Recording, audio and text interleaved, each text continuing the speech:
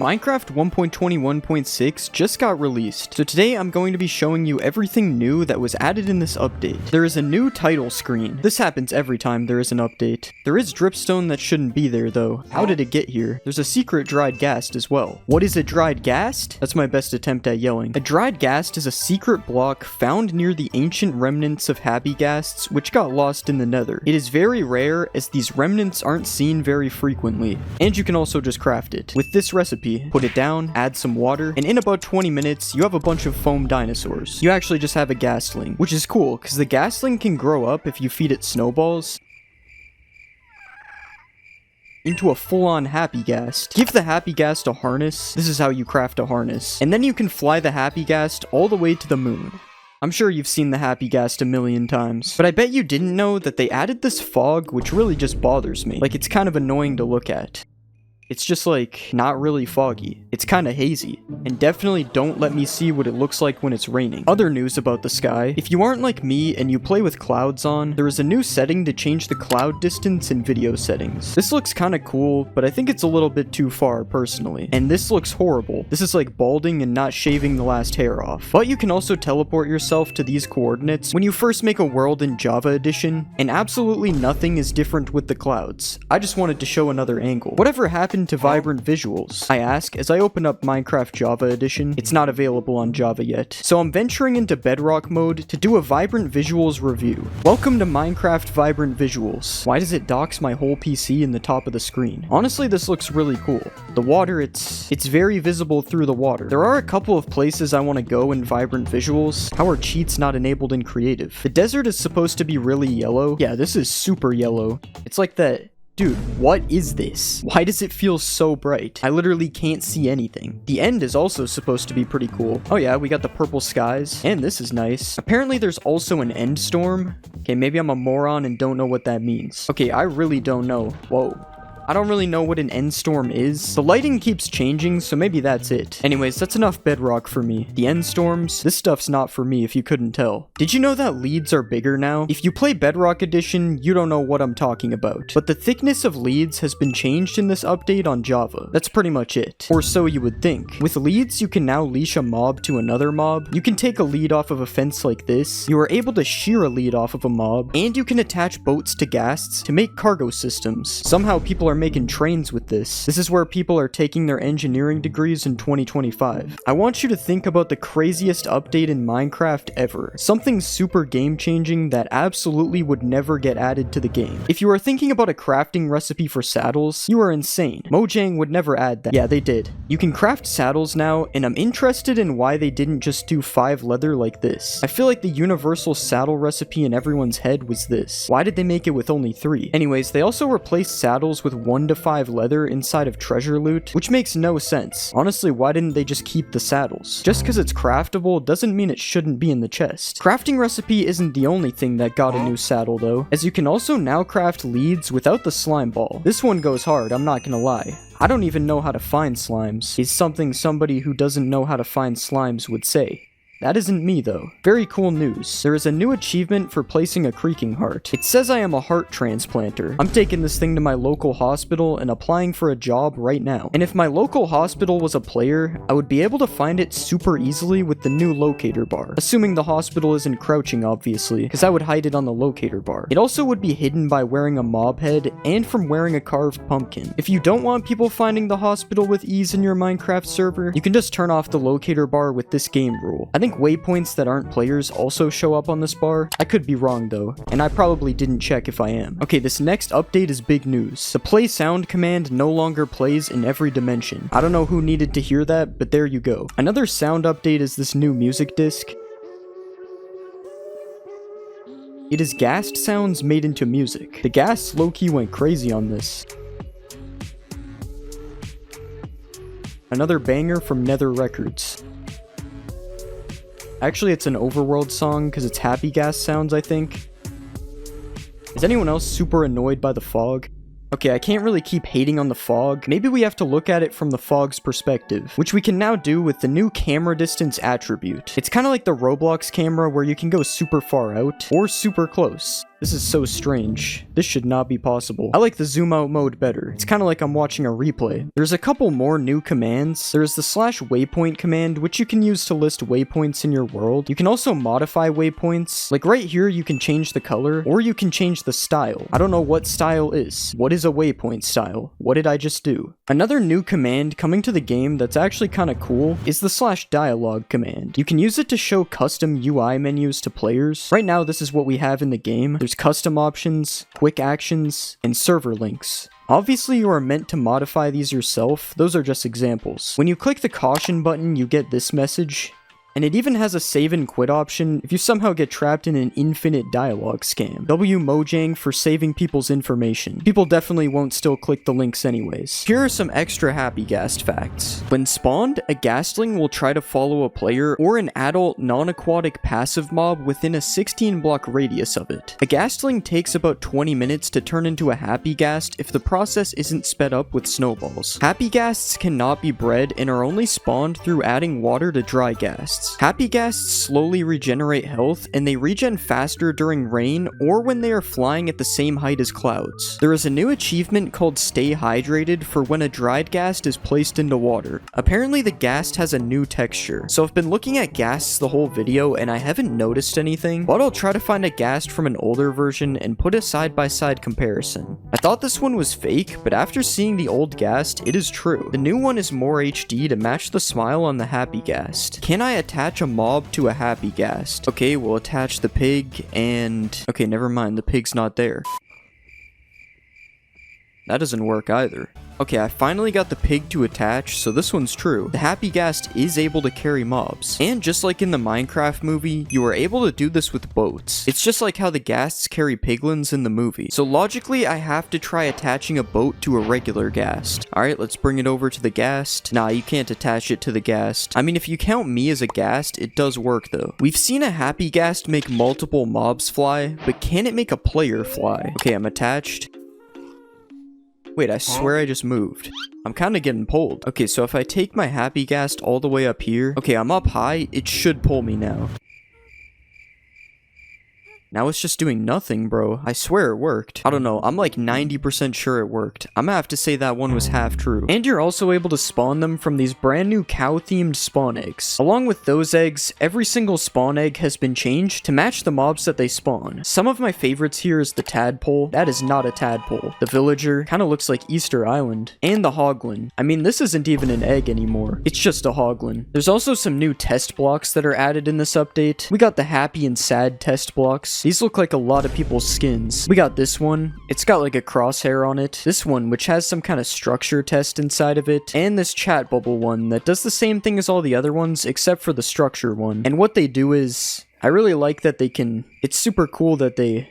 Another new block is the wildflowers, which are like the pink petals from 1.21, except instead of being found in cherry biomes, these can be found on the ground in birch forests. They work exactly the same as pink petals. You can place 4 of them in one block like this. And you can also find firefly bushes now, which is a type of bush that houses fireflies inside of it, which are not currently a mob in the game. They're just pixels that are found hovering around these bushes. Supposedly you can also hear a buzzing sound when you go near a firefly bush. I am not hearing a buzzing sound though, so I don't know about this. If that wasn't enough ambience though, we also have an alternative to tall grass now, or short grass, as it's apparently called now. For me, both of these were always called tall grass, but I guess I can't do that anymore. Anyways, this is a bush, and it's different to short grass as it's more dense. That's really it. It's a bush, dude, I don't know. You want to visit the underground tunnels in Minecraft? We got the trial ruins, trial chambers. I keep getting them mixed up. This place adds a ton of new blocks and features, which we'll talk about later, and just like the underground tunnels, we got homeless people. I'm joking, by the way. No offense to the bog. A new mob that looks kind of like the Stray, but like Swamp Edition. I think it's a few updates too late. This skeleton variant spawns in swamps, and instead of normal arrows, it shoots poisonous arrows at you, which is exactly what we needed. Another mob that can poison you. Last year they gave us the big sniff man. Today we get the bog. Another mob being added is the armadillo. Last year's mob vote winner, allegedly. I still don't know how it even won. There was some voter fraud or something. The first thing you'll notice about the armadillo is that it's really scared of you. Yeah, whenever you get close to these guys, they just roll up into a ball. So the only way to actually get close to them is by crouching. They do make a really good soccer ball though if you don't. Now if you want to breed some armadillos, you have to give them some spider eyes. That's kind of a weird item for that, I guess, but whatever. And if you want to harvest some scoot from these guys, you can take a brush and rub them with it. I don't know how my man isn't bald yet. And with these scoots, you can craft dog armor using this recipe. Similar to real life, you can now dress up your poodle however you like, but of course in game, your dog actually gets some protection from it. Well, I don't know, maybe they are similar, cause I wouldn't mess with this guy. You can combine dog armor with any dye to give your dogs all sorts of drip. And now we just need dog chains, dog watches, dog shoes. But this isn't the only update that dogs received, as you can now find different breeds of dogs depending on what biome you're in. You can get a rusty wolf in the jungle, a striped wolf in the badlands, snowy wolf in a grove biome, the ashen wolf in a snowy taiga, the woods wolf in the forest, a chestnut wolf in the old growth spruce taiga, and don't confuse that with the old growth pine taiga that has a black wolf. And finally we have the spotted wolf in the savannah, which kind of looks like all of the wolves mixed together. Kind of like how the new mob, the Breeze, looks like the Blaze. Because I think they're related or something. I don't know. They both drop rods when you kill them. But do you want to see something really stupid? Why aren't they both the same model in your hands? Anyways, the Breeze attacks you with some wind stuff, kind of like the Big Bad Wolf. And they are found in the trial chambers, you know, the structure from before. And if you put the Breeze Rod into a crafting slot, you can get these wind charges, which allow you to do these really cool rocket jumps. Yay. Another thing you can do with a breeze rod is combine it with a heavy core, and when you do that, you get a mace. Not to be confused with the stuff you spray, the mace is the newest weapon in Minecraft. And at 7 attack damage, swinging as fast as a sword, this weapon is basically just a diamond sword. That is, until you find out that the mace does more damage if you fall and then hit something with it. You've probably seen people one-shotting the warden with it, but if you haven't, here you go.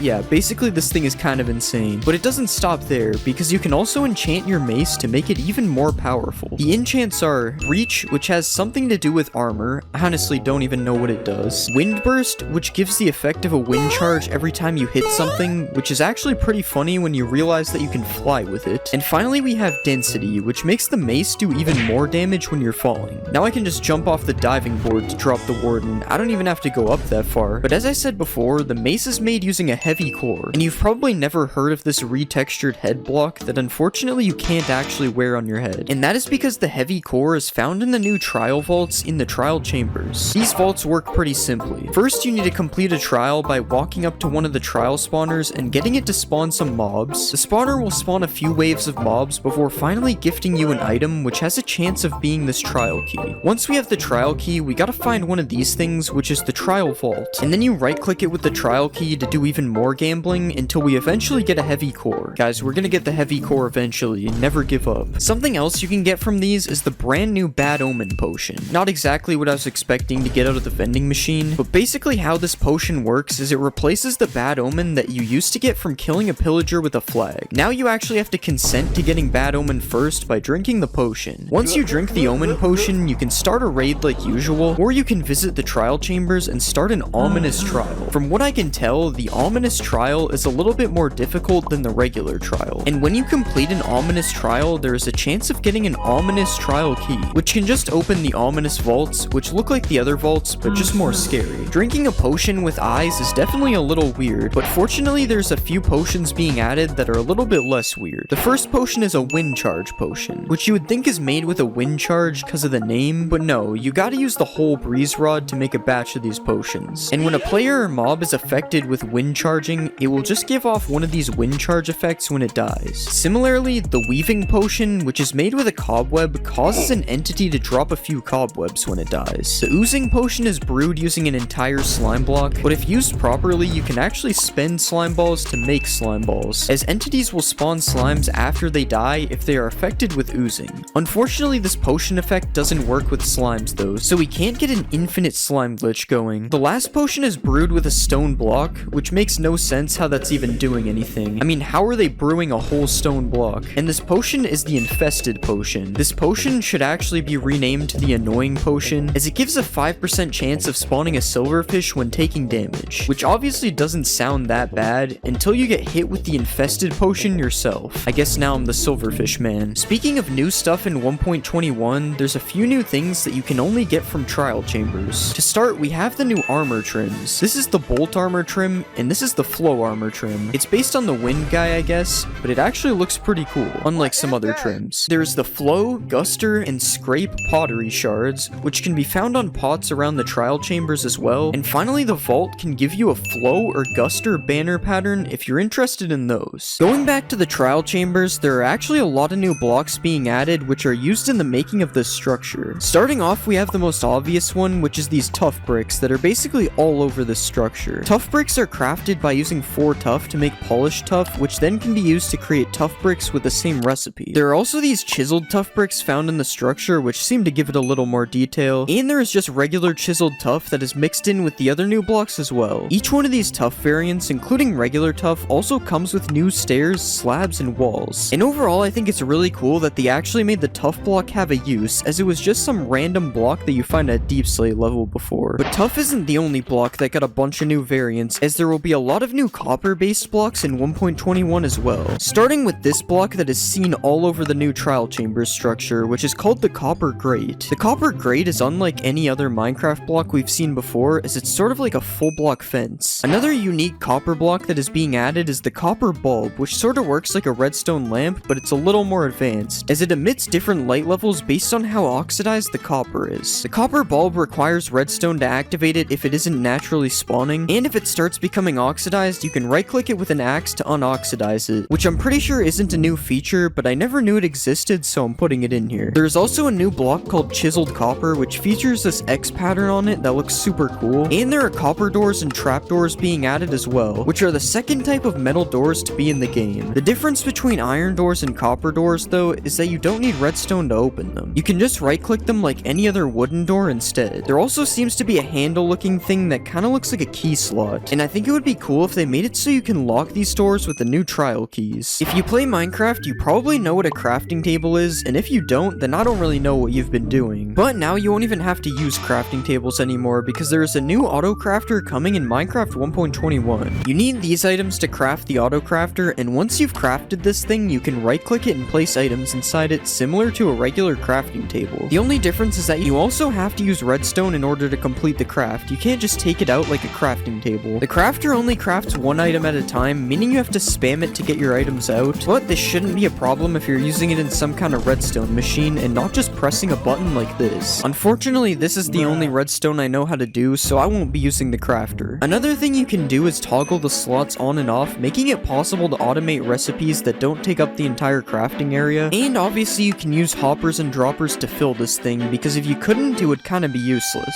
Another thing you can use hoppers and droppers to fill is the decorated pots that were actually added in 1.20, but now have a few new features being added to them. To start, you can right-click decorated pots to fill them with a single stack of items, which wasn't possible in the previous update. The only problem with storing your items in a pot is that you can't get them out without breaking the pot, so they really have more map-making use, as they can be used to hide items. You can also now shoot decorated pots to break them, and this not only works with arrows, but this also works with any projectile, including projectiles that are shot by mobs. Unfortunately, the breeze can't break them though. You can stack decorated pots up to 64, which wasn't a thing before. You used to just have to have a full inventory of them, and overall I think these changes are pretty cool. It's definitely a lot better than how the decorated pots were before. Another mob-related change that is coming to Minecraft 1.21 involves bats. The mob that has been in the game for years has actually gotten a new texture added to it, similar to the Vex changes that we saw in the last update. The bat also has a new flying animation, which looks a lot cooler than the old bat, and it can also hang underneath blocks, although I'm not sure if this is a new feature. It might have been in the game before. Overall, I think these bats look pretty cool, and I hope they continue updating old mobs in the future, because some of them could really use an upgrade. You've probably heard this noise when an enderman teleports away from you, but in the new update, this noise is going to have another use, because now when you throw an ender pearl and it lands, you will hear this noise as well. This means the days of silently ender pearling on people are unfortunately over. The /tick command is a new command that can be used to manipulate the speed of the game, and if you type /tick rate and then a speed, you can actually speed up or slow down Minecraft without the use of an external program like you had to before. And you are also able to just completely freeze the game if you do /tick freeze, which can be kinda cool. I mean, look at this red cow. Another thing you can do is /tick sprint and then a time, which will make the game go super fast until the chosen time is up, and this is definitely one of my favorite things you can do with this command, as it can help a lot with making time lapses. There is a new cherry blossom biome coming to Minecraft, and what comes with it? Pink wood. Now personally, I would never make a pink house. That seems kinda sus.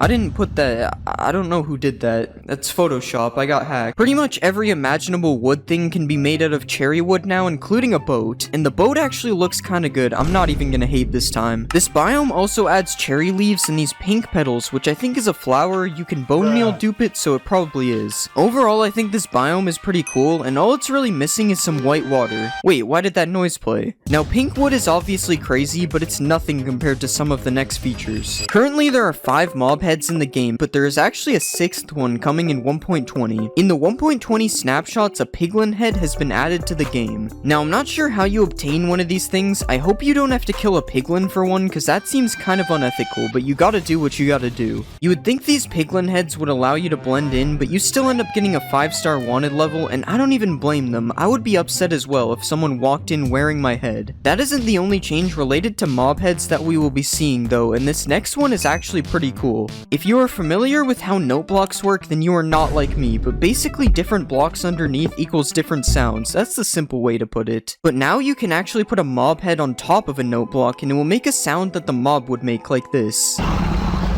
Every head obtainable in survival is able to do this, and there's even a player head sound. I'm just kidding, I just wanted to do that, I don't know why. One of the biggest features in this update is the new archaeology feature, and in order to do the archaeology, you need to use a brush on some suspicious sand. You can't actually get anything from it unless you find it naturally, and suspicious sand is only found in desert wells and desert pyramids. Depending on the structure though, you can find some pretty crazy loot. In desert pyramids, you can find a pottery shard, TNT, gunpowder, emeralds, and even diamonds. And in a desert well, you can also find pottery shards and emeralds, but you can also find a brick, sticks, or suspicious stew. Unfortunately, you can't find any dinosaur bones in either of these. Something you can find in both of them though is a sniffer egg, but more on that later. There are 4 different pottery shards you can find, and if you do find pottery shards, it can be used to craft a decorated pot. But wait, what is a decorated pot? That's what I said when I read this. I don't even know if this is a new feature. Well, basically you can craft a regular pot like this, but if you want some cool caveman scribes on the side, you can simply switch out any or all of the bricks for a pottery shard like this. Then when you place the pot, instead of being lame and boring, you will have a very cool and unboring pot. The shard will only be on all 4 sides if you craft it like this though, allowing you to use all 4 shards if you're built like that to create a pot with a different image on each side. Now you're probably wondering what these pots are used for, and I'ma be real, I have no idea. Something I do know about though is the sniffer, Minecraft Live 2022's mob vote winner. The sniffer can be hatched from an egg which is found in suspicious sand, but it's not yet in the game, so I can't show you. But what I can show you is the crazy amount of animations this thing has. Like it can sniff, it can also sniff. Oh yeah, and it can sit down and dig for seeds, so that's pretty cool. A sniffer also feels happy according to the wiki. I wouldn't relate. These things can do a lot of things. That's a sentence said by somebody who doesn't know what they're talking about. The sniffer is a passive mob, and all it does right now is sniff and dig for ancient seeds out of the ground, but you are also able to ride a sniffer like this. Okay, that's not real, I baited you. This is actually a new feature though, it's the /ride command. It allows you to ride any mob, which is pretty cool. One of the seeds the sniffer can find is torchflower seeds, which are also used to breed sniffers to create a snifflet. That's what they're called. Torchflower seeds grow into a torchflower, which are just decorative as far as I can tell, and they're probably one of the coolest looking flowers in the game so far, but they're not even close to the coolest update in this video. There is another new mob coming to Minecraft 1.20, and no, it's not the warden shark. I don't know why it would be. It's actually the camel, a brand new mob based on the real life camel. The camel is a passive mob which can be found in desert villages, only the villages, not the whole desert. Camels can be ridden with a saddle, but the most interesting part of this is that 2 players can actually ride a camel at the same time. A camel is also tall enough to protect you from all the hostile mobs in your world, is what the wiki says as I die on my camel. To be fair, I was standing still, it actually does a pretty good job of blocking damage. Camels can actually sit, which is kinda crazy, but they are also bred using cactuses, which is kinda interesting. Like, why does a cactus hurt me, but I can just hold it in my hand? Camels have a built-in chest which works just like a chest does on a horse, and it also has a built-in dash ability, which is kinda crazy. This got me feeling like I'm playing Fortnite. With all this information, camels seem pretty OP, but you know what else is OP? Netherite armor. Netherite is getting a huge change in 1.20. Now, instead of just putting diamond armor or tools and a netherite ingot in a smithing table, you have to get one of these netherite upgrade smithing templates to go with it. You can find these netherite upgrades inside of bastion remnants, and they can be duplicated using this crafting recipe. A lot of people have said this, but I think this feature is very bad for servers, as it basically allows people to gatekeep netherite. There is one good change coming for servers in 1.20 though, which is the new armor trims. These templates can be found in a variety of different structures, and they can be combined with one of these 10 materials and a piece of armor to make some sick designs like this. There are way too many unique armor combinations to show them all, so here are some of my favorites. You can also duplicate these templates with the same recipe as before, except the netherrack is switched out for the material on the template. Honestly, I think customization features like this are really good, and I hope there's more of these in the future. But even with how good this still isn't the best update in the video. We've talked about a new wood type being added already, but there is actually another one coming as well. It is now possible to craft a block of bamboo like this, and you can actually turn this thing into 2 pieces of bamboo planks like this. Here are all the things you can make using bamboo wood. It's pretty much the same stuff you can make with cherry wood, except there's this one block that's different, a bamboo mosaic. Bamboo mosaics can be crafted with 2 bamboo slabs like this, and you can also turn them into slabs and stairs like this. Honestly, I don't think this block looks that cool, and it's kinda expensive, so I don't know if I'll be using it. One thing I will be using though is the bamboo raft. It's basically a boat, but it's called a raft just like in one of my favorite games, Raft Wars 2. The cool thing about this though is that it has no walls, unlike a boat. You can also put a chest on it like the other boats, but that's old news. This is 1.20 now. Something that isn't old news though is hanging signs. Hanging signs can be crafted using every type of wood, and as you can probably guess, you can hang them and write a message on them. You can currently hang them off the sides of blocks or from the roof like this. There is one downside to them though. Hanging signs have a lot less room to write on. Not a problem for me though, because there's only one message I wanted to write. Another new block coming to 1.20 is chiseled bookshelves. You probably didn't think of this, but chiseled bookshelves are actually used to store books. But the cool thing is, you can actually put enchanted books and written books inside of it as well. Basically, there are 6 book slots, and each one can have a different book. This is pretty cool compared to normal bookshelves, which are basically only used for higher enchantments. The chiseled bookshelf is crafted like this, and can be used as fuel in furnaces to smelt 1.5 items. I don't know why you needed to know that, but the wiki felt like it needed to tell me, so I'm telling you. You can also use hoppers and droppers to fill and also remove books from these bookshelves, so you could actually create a pretty cool library using this. If you play a lot of creative mode, you might be happy or mad, I don't know which one you will be honestly, to see that the creative inventory sorting has been changed. The items and blocks are now sorted into these 10 categories. If you play creative, let me know if this is good or bad. Personally, I think it's an L. I'm struggling to find a lava bucket. You probably already know that suspicious sand is being added to the game, but there's actually another sus block being added as well. Minecraft 1.20 will be adding suspicious gravel, which makes sense because sand and gravel are the 2 original gravity blocks. We don't claim this, but the dragon egg is valid though. The suspicious sand can be found in ocean ruins and trail ruins, and speaking of trail ruins, what is that? Well, let's see, because I actually don't know, I haven't looked at it yet. Trail ruins are typically found near some kind of water source, and they spawn in jungles, birch forests, and taigas. No, not tigers, taigas. The wiki says they generate mostly underground, with only the tip above ground, which sounds pretty normal until you see the structure without anything around it. You can find suspicious gravel inside of these structures, and after brushing it, you can receive either common or rare loot. This is all the common loot, and this is the rare loot. Do you think this new structure is a W or an L? Personally, I don't think it's that good, but that's okay, because there are a lot better features later in this video. Pottery shards have gotten an update. Well, they're actually called shards now. I spent 5 minutes looking for them thinking they got removed, but no, they just changed the name. And as well as changing the name, they also added a lot more of them. They basically work the same as before. You just take any 4 of them and craft a pot with them. All of these shards can be found in suspicious blocks in one of these structures.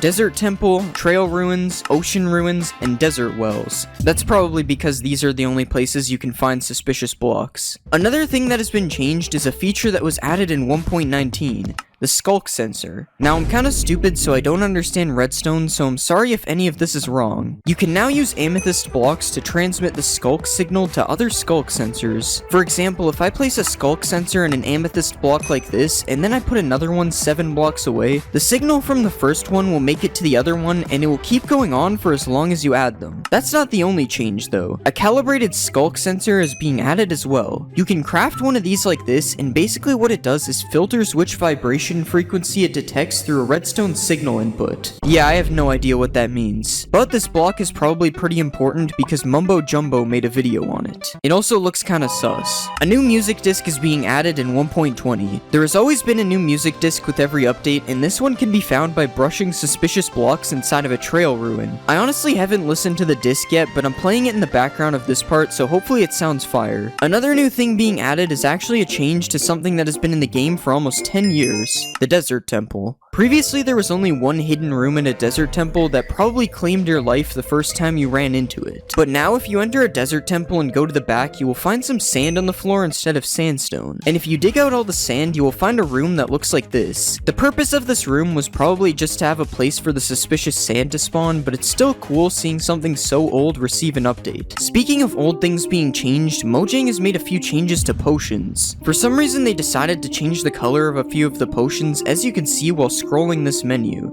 I'm not really sure why they would do this, as it just makes things kinda confusing. Like, why is night vision green? Who did this? Another interesting change to the appearance of items is the new enchant glint speed and strength slider. If for some reason you don't like enchant glint, now you don't have to look at it because you can just turn it to 0. You can also turn the glint speed down to 0, but I don't know who would do this. It looks kinda strange. Minecraft 1.20 is adding the sniffer, which is cool, but we've already been over this. A couple changes have been made to it since the last time I talked about it though, and those include sniffers now get lured by torch flowers, so now you're able to have an army of sniffers. Sniffers can now dig in mud for seeds. Didn't really know that they couldn't. The sniffer egg has been added to the game, and this is what it looks like. I'm pretty sure it hatches a sniffer, although I'm too lazy to wait for that to happen, so I'm just gonna do this instead. And finally, sniffers can now dig up another type of plant, pitcher pods. Pitcher pods can be planted on hoed dirt, not regular dirt. This guy is kinda picky. And they grow in 4 stages, 1, 2, 3, and 4. Once it grows up, you now have a pitcher plant, and as far as I know, it does nothing. It's just decorative. Oh wait, you can actually turn it into 2 cyan dye, but that's it. I'm gonna be honest, this one definitely looks better than the torch flower. But if I had to pick, I'd go with something like a poppy because these things look kinda crazy. There are even more armor trims being added to 1.20. The Razor, Sharp, Host, and Wayfinder armor trims can all be found inside of the new Trail Ruin structure. But none of these things compare to the new armor trim found in the Deep Dark. Upon opening one of the chests in an ancient city, there is a 1% chance of getting the new Silence armor trim. Now you might be thinking that it's not worth going through the effort to get an armor trim that only has a 1% chance of spawning in the most dangerous structure in Minecraft, but upon looking at the armor trim applied onto a full set of armor, this one is definitely worth it. Just look at this design. You can't even tell I'm wearing iron armor. Here's a screenshot of every combination you can make with this armor trim. Even the diamond on diamond looks amazing. Another amazing feature is the new display entities. With a single command, you are able to place a floating block wherever you want in your world. And what's even cooler about this is you're able to change the size and the rotation, meaning you can do some pretty insane things with this. You are also able to spawn some giant floating items in your world, and if you really want to be creative, you can place floating text in the sky as well. You probably thought it would say subscribe, didn't you? Another cool thing you can do with text is editing signs. Previously, if you made a spelling mistake on a sign, you would have to break it and start over again. But now you can spell as many things wrong as you want because you can just right-click a sign and change the text without even having to break it. And that isn't the only cool change with signs though, and this one might be even cooler. Obviously, I just showed that you can right-click a sign and edit it, but if you right-click the other side of a sign, you are now able to write text on the back as well. So not only can you edit signs, but you can also write on both sides as well. Now all we're missing is the ability to draw things. If you're one of those people who likes to set everything on fire, then you are going to be very disappointed with this next update, or happy depending on where you you are. That is because fire spread is being changed completely. Depending on what biome you are in, fire now spreads a lot faster or a lot slower. Generally, from what I can see, warmer biomes have faster fire spread, while colder biomes have slower fire spread. Unfortunately, this snow village gets to live another day. Luckily, there is still a way to burn down this village though, and that's with the new fill biome command. Similar to the command in World Edit, only a little bit more complicated because I don't have a wand to select the area. You are able to change naturally spawning biomes to any biome you want, including ones that don't normally spawn in the overworld. I really thought this would do something. I'm kinda disappointed. Another new command that is being added is the /damage command. Previously, if you wanted to damage yourself, you would have to find a way by being creative, but now you can just type a single command and boom, half your health bar is gone. You can also use this command on other players and entities, and this would probably be really funny to use against your friend who doesn't know how to play the game. The next new command is the /ride command, which I've already shown, but I just wanted to show that it is now fixed. I can actually ride the sniffer instead of sitting inside the green stuff. The final new command is /clone, and I honestly don't really know how to use this one, but apparently it kind of works like copy and paste in World Edit, so yeah. Apparently you can clutch using the new wind charges. Okay, so let's just jump off here. And yes, this one is true. I didn't take any fall damage. And speaking of fall damage, does a breeze take any fall damage? And yeah, this one is true as well. All breezes were harmed in the making of this video. Does the seed trial chambers spawn you directly on top of the new trial chambers? No, it looks like this one isn't true, unless it's invisible. Apparently, alongside taking no fall damage, breezes also deflect arrows. Okay, this is insane. The breeze might be the most powerful mob, or maybe not. Can a wind charge launch TNT? Okay, so we've already clutched with a wind charge, now we're making a TNT cannon. Yeah, it works, but it doesn't really send it that far. Can you make a trampoline with dispensers and wind charges? So if we just fill a bunch of dispensers like this, and then put a pressure plate in the middle, we should get launched super high. And yes, this one is true. It sent me way higher than 8 blocks. Can you one-shot the ender dragon with a mace? Okay, I'm pretty sure this one is true, but I heard they nerfed the mace a bit, so I gotta try it again. And yeah, this one is still true, although this isn't much better than just using beds. Apparently there is also new Minecraft credits? I don't actually know if this is new. Has anyone ever seen this background? Does a mace work with slow falling? This is so slow. They weren't messing around when they said slow falling.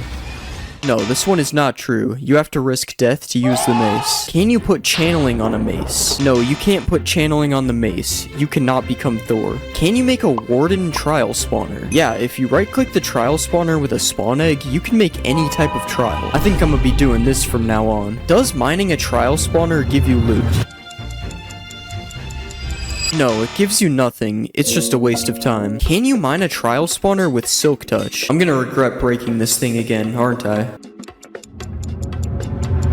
Yeah, this one is also not true. There is no reason to break the trial spawner. Apparently you can't suffocate in a copper grate. So if I just press this lever here, yeah, I'm just chilling. Kinda looks like I'm in jail though. Guys, please subscribe so I can make bail. Does a beacon beam shine through a copper grate? Yes, this one is actually true, but it doesn't change the color of the beam, unfortunately. Will the luck effect give me better trial loot? Who put cave spiders in a trial? Yeah, this one is probably not true. I don't think this is very good loot. Are spiders afraid of armadillos? So this one doesn't really make any sense. I don't know what kind of gang rivalry they have, but it's true. Will a wind charge travel forever if it doesn't hit anything? So let's throw a wind charge.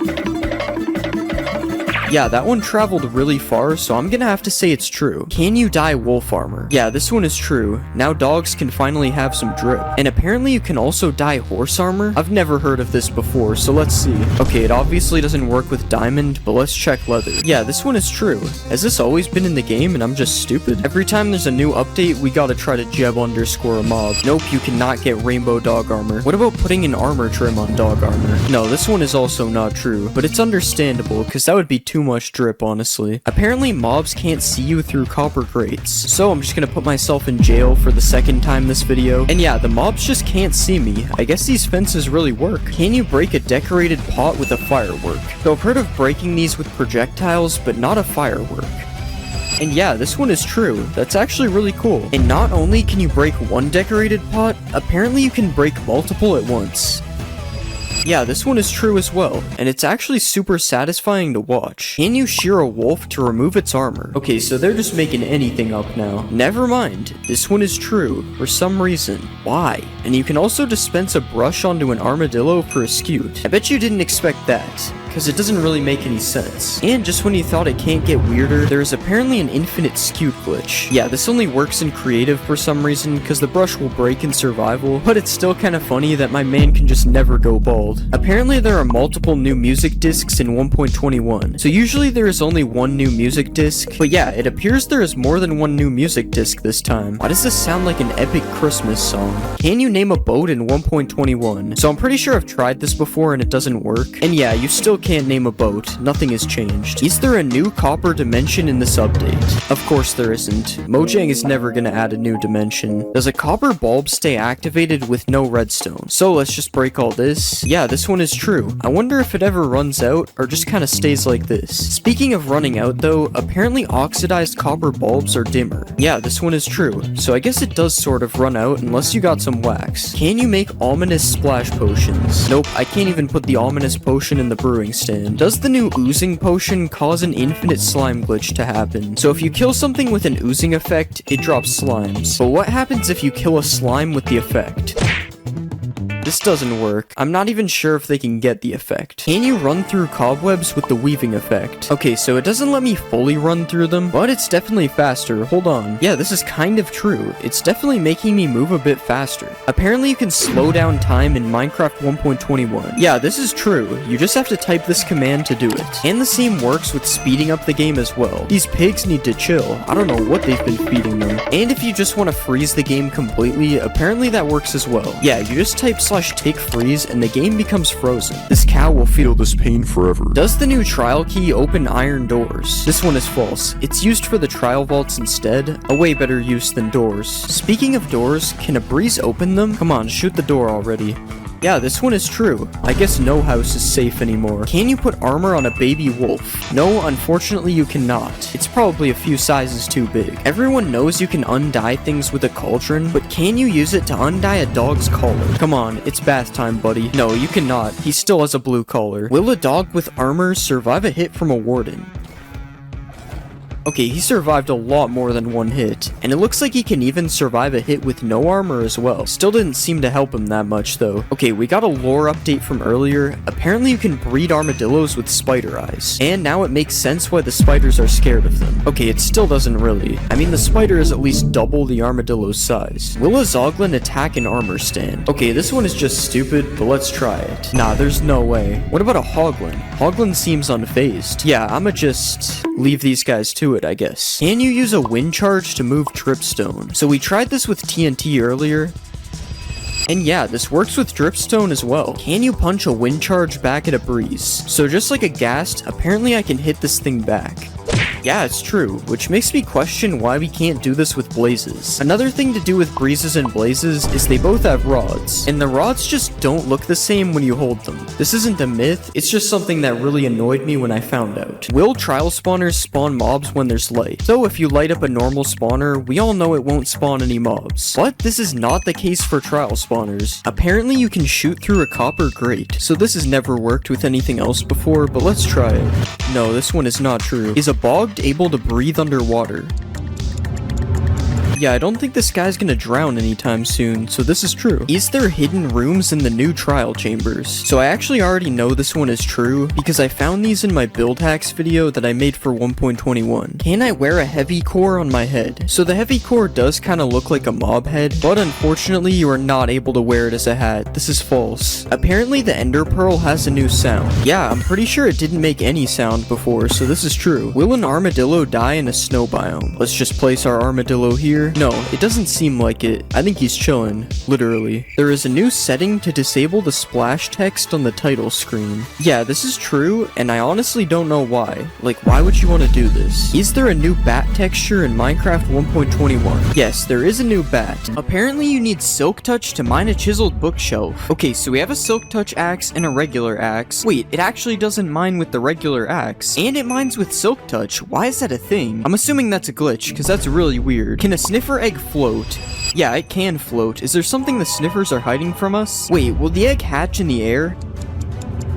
Okay, yeah, it does. I'm sorry, Snifflet. I didn't know it would work. Can the new mobs go upside down? Okay, so we have a dinner bone name tag, and yeah, it works for a sniffer, and it also works for a camel. This looks so weird. Can you breed bees with the new pink petals? Yeah, you can, but the only reason this works is because they're a flower. Can you put a baby sniffer in a boat? So we already tried with a big sniffer and it didn't work, but yeah, it works on a baby sniffer. This is true. Wait, maybe you can grow the sniffer in the boat. No, never mind. It just gets teleported out. Another mob that can't fit in a boat is a camel. But yeah, it also fits in a boat as a baby, although the same thing happens when you grow it, unfortunately. Can you bounce off of a slime? So obviously you can bounce off a slime block like this, but does it work on a slime? No, it doesn't work, but I don't understand why. They are both made from slime balls. Does string make lava quiet? So I turned subtitles on, and right now you can see the lava sound is being made. So let's put some string on the top, and yeah, for some reason the lava sound is gone. That's so weird. Can you shoot through a bamboo trapdoor? No, you can't. The giant hole isn't real, I guess. What about a cherry trapdoor? Yeah, if the bamboo one didn't work, there's no way that one was working. Striking a villager with lightning makes it a witch. Yeah, this one is true, and it really makes me wonder what striking a person with lightning does. Do parrots dance when you play music? Yeah, wait, they're going crazy. Unfortunately, this doesn't work when they're on your shoulder, though. Does Frostwalker work on armor stands? So let's just make this device real quick, and yeah, it turns all the water to ice. That's so cool. Oh, and I also just noticed that ice has a melting animation. I've never seen that before. Can you light two end portals at the same time? No, only one of the portals lights, but I don't really know when you would need this anyway. Can TNT boost an ender pearl? Okay, I don't think that's how you're supposed to do it. Yeah, I don't know if it made it go any further, but it definitely got boosted. Do frogs eat silverfish? No, it doesn't look like they eat these guys. This one is false. Can you hoe dirt on top of a chest to open it? So we have dirt, and we have a chest. And as you can see, it can't be opened. And yeah, hoeing the dirt makes it open. This one is true. Can piglins use a totem of undying? Here you go, man. Take the shiny object. I think it has to be a baby, because the big ones are already holding something. And yeah, it actually works. The baby survives with a totem. You can light a campfire by setting yourself on fire. Alright, as you already know, don't try this at home. No, it doesn't work. I set myself on fire for nothing. Can you jump 9 blocks with these 3 potions? So we have speed, slow falling, and jump boost. And yeah, it works. I jumped 9 blocks. Apparently mobs can't climb azalea leaves, so I am able to climb these leaves just fine. But yeah, the stupid zombies can't get in. This one is true. Apparently 2 wardens can't kill a witch. So let's put a witch in a cage like this. And yeah, the wardens attack the witch, but it never dies because of its potions. It's true. Can you put powdered snow inside leaves? So everyone knows you can waterlog leaves like this, but what about powdered snow logging? No, you can't. It's false. Can a zombie piglin spawn riding a strider? So let's just spawn a bunch of striders. Yeah, it's true, and he even has a fishing rod thing to control them as well. Can you trap animals with trapdoors? So if we put a bunch of trapdoors like this, and then spawn some sheep inside, they shouldn't be able to escape. Yeah, they can't follow me. I guess we know why they're called trapdoors now. Does reinforced deep slate protect you from the warden? Okay, so I already have darkness. This isn't looking good. Okay, yeah, he hit me. This one is not true. You can run underwater with mud. This one sounds stupid, but yeah, it's true. Allays drop items on note blocks. Okay, so if we give him a diamond and then throw some diamonds over here, he should drop them on this note block. Yeah, it actually works. That's so cool. Can a dog survive a hit from the warden? So in order for this to work, I have to tame him. And yeah, it's true. The dog survives a hit. Can you make an iron golem underwater? No, you can't. What about a snow golem? Okay, yeah, the snow golem works, but I don't think he's making it out of the water. What about a wither? Yeah, this one is definitely not possible. I can't even place the heads. Do ocelots attack chickens? This one is kind of weird, but it's true. Oh, and they even sneak up on the chickens when they are really far away. That's kind of cool. Apparently a dog's tail shows how much health it has. So as you can see, his tail is all the way up. Now let's do some animal cruelty. And yeah, his tail is all the way back down. And you can even see that I healed him and his tail went back up. This is true. Can fish live in mangrove roots? Okay, that one didn't work. But yeah, it works when I click on the bottom. He's inside of the mangrove roots. Do pumpkin stems always face west? So if I place one pumpkin down, it's kind of facing west. It's more northwest though. And yeah, each one of the stems faces the same direction. This one is true. What about sunflowers? Do sunflowers always face the sun when you place them? So it looks like they're facing the sun right now, but let's try moving the sun. And no, they still face the same way. This one is false. Can you use eggs to break leads? Yes, you can, and this works with pretty much any projectile except for fishing rods. For some reason, they just do this. Apparently, bats don't drop XP. Alright, let's try to kill this guy with a bow.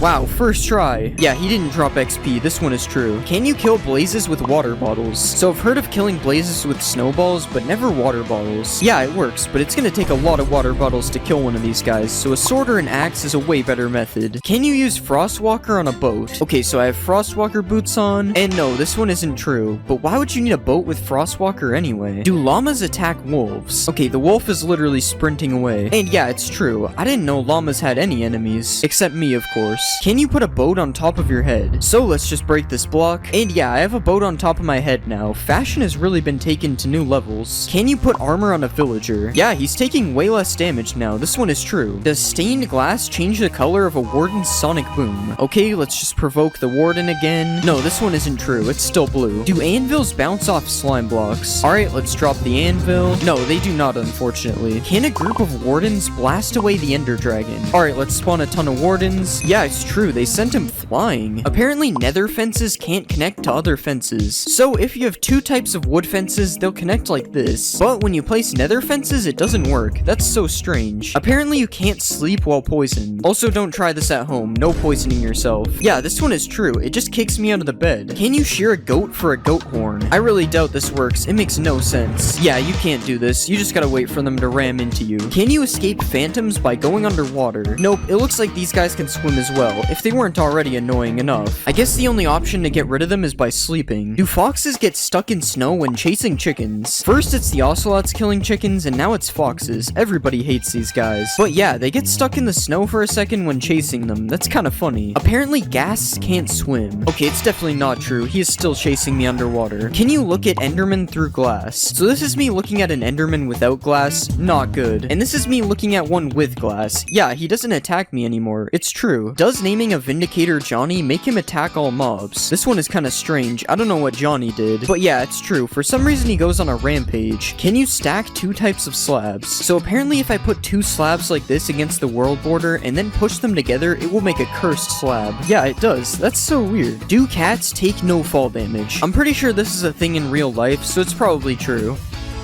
Yeah, it's true. He just eats that fall. Will tadpoles follow you if you hold a slime ball? So we know that this works with frogs, and yeah, it also works with tadpoles. This one is true. Can a warden survive a max height fall?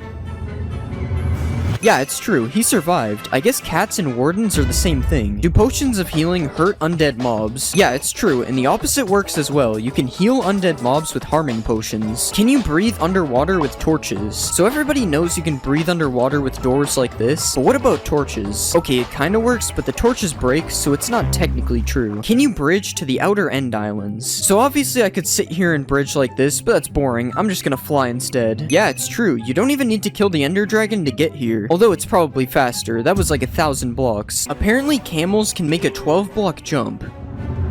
Yeah, it's true. They need this guy in the NBA. But now let's see if a camel can protect you from the ender dragon. This is kind of a weird situation. How would a camel even get to the end? But yeah, it actually works, but it's not looking good for my camel. Are beehives more common in cherry grove biomes? Okay, there's literally 3 of them right here. It's definitely true. Does weakness stop you from being able to attack mobs? Okay, so I can still attack mobs when I have weakness, but when I punch the mobs, it doesn't work. So this one is kind of true. Apparently you can't attack a camel's head. This one seems kind of weird. I'm sorry, camel, if this doesn't work. Oh, it's actually true. How is this possible? Can you put armor trims on an elytra? No, you cannot. What about armor trims on a turtle shell? You actually can, and this thing looks really cool. I'm definitely gonna start wearing turtle helmets. Can you breed camels with cactuses? Alright, let's just feed them both some sharp objects. And yeah, somehow this one actually works. Do all camels run the same speed? So everyone knows that each horse moves at a different speed, but does this also work for camels? Okay, it's been 10 seconds and he made it here. Now it's time to try a different camel. Okay, it's the exact same speed. This one isn't true. Using the seed sniffer spawns you near a ruin with a sniffer egg in it. Okay, we got an ocean, but it's not a warm ocean. This one is false. Do hanging signs fit less text than a regular sign? So there's 60 characters on a regular sign, and there's only 40 characters on a hanging sign. This one is true. Is there a secret room in a desert well? No, it doesn't look like it. What about in a jungle temple? I mean, yeah, there's a hidden room, but it wasn't added in 1.20, so I'm gonna say this is false. Can you shoot projectiles through a nether portal? Okay, it doesn't seem to have gone through, but let's check. There's no way to really tell. We need a wall.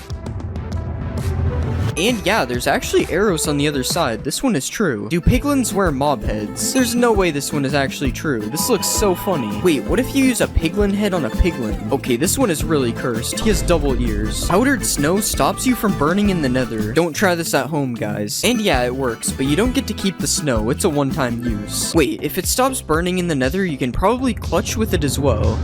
Yeah, this one is true, and it also doesn't melt. Can you light a nether portal with a bed? This one is true, but it's just the explosion doing it, not the bed. Does a cursive binding book get stuck in a bookshelf? No, it doesn't. I can still take it out. Do jukeboxes emit particles when you play music? Yeah, this one is true. I've never seen this before. Can you die from dehydration in Minecraft? Obviously, there's no thirst meter in Minecraft, but apparently with this command, it will say you died of dehydration. Yeah, it's true. I guess I gotta start drinking some liquids. Can you make a giant cherry tree? Okay, it doesn't grow into one giant tree. And yeah, that doesn't really look that much bigger than normal either. Are emeralds more common in cherry biomes? I don't really know how to test this one, but I'm seeing some emeralds, so at least they do spawn in a cherry biome. I have no idea if they're more common here though. Does a camel fit in a boat? No, it does not. This guy is way too big. What about a sniffer? A sniffer also doesn't fit in a boat. This is sad. He'll never be able to become a pirate. Apparently there's a new way to get command blocks. So if you click on options and go to controls, you can enable operator items tab. And yeah, now when you're in creative, there's this new tab with all sorts of blocks you had to use /give for before. Does a sniffer egg survive being hit by an anvil? So if you do this to turtle eggs, this is what happens. So I wonder if the same thing happens with sniffer eggs.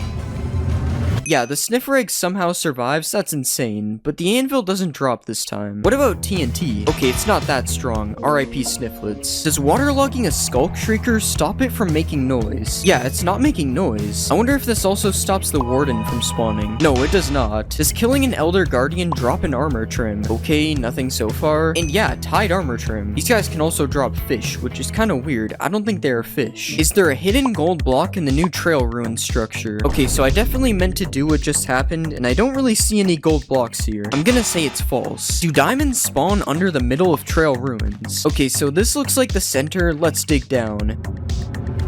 There's no diamonds, it's false. Everyone knows you can name a sheep Jeb and it turns rainbow, but does this work for a sniffer? No, it doesn't. What about naming a camel? No, this one also doesn't work. I guess we're stuck with regular mobs. Can piglins open doors? Wait, they actually can. That's so cool. Can you break bamboo blocks faster with a sword? Okay, so this is with a fist, and this is with a sword. I don't think it's any different. Apparently, XP bottles can make a block of redstone or glow. Yeah, it's actually glowing, and that's a lot of particles. You can also just do this by right-clicking it though. The XP bottles don't really matter. Apparently there is blue magma in Minecraft 1.20. Oh my god, there actually is. No way. It's definitely not fake. Do torch flowers emit light just like torches? Oh wait, I probably need to turn off full bright. No, it's still really dark in here. The torch doesn't mean anything. Can you use a brush on a dragon egg? So when you right click a dragon egg, normally it teleports away. But what if you use a brush? No, it still teleports away. I guess you can't clean your dragon eggs. Can you put armor trims on horse armor? No, unfortunately you can't give your horse some drip.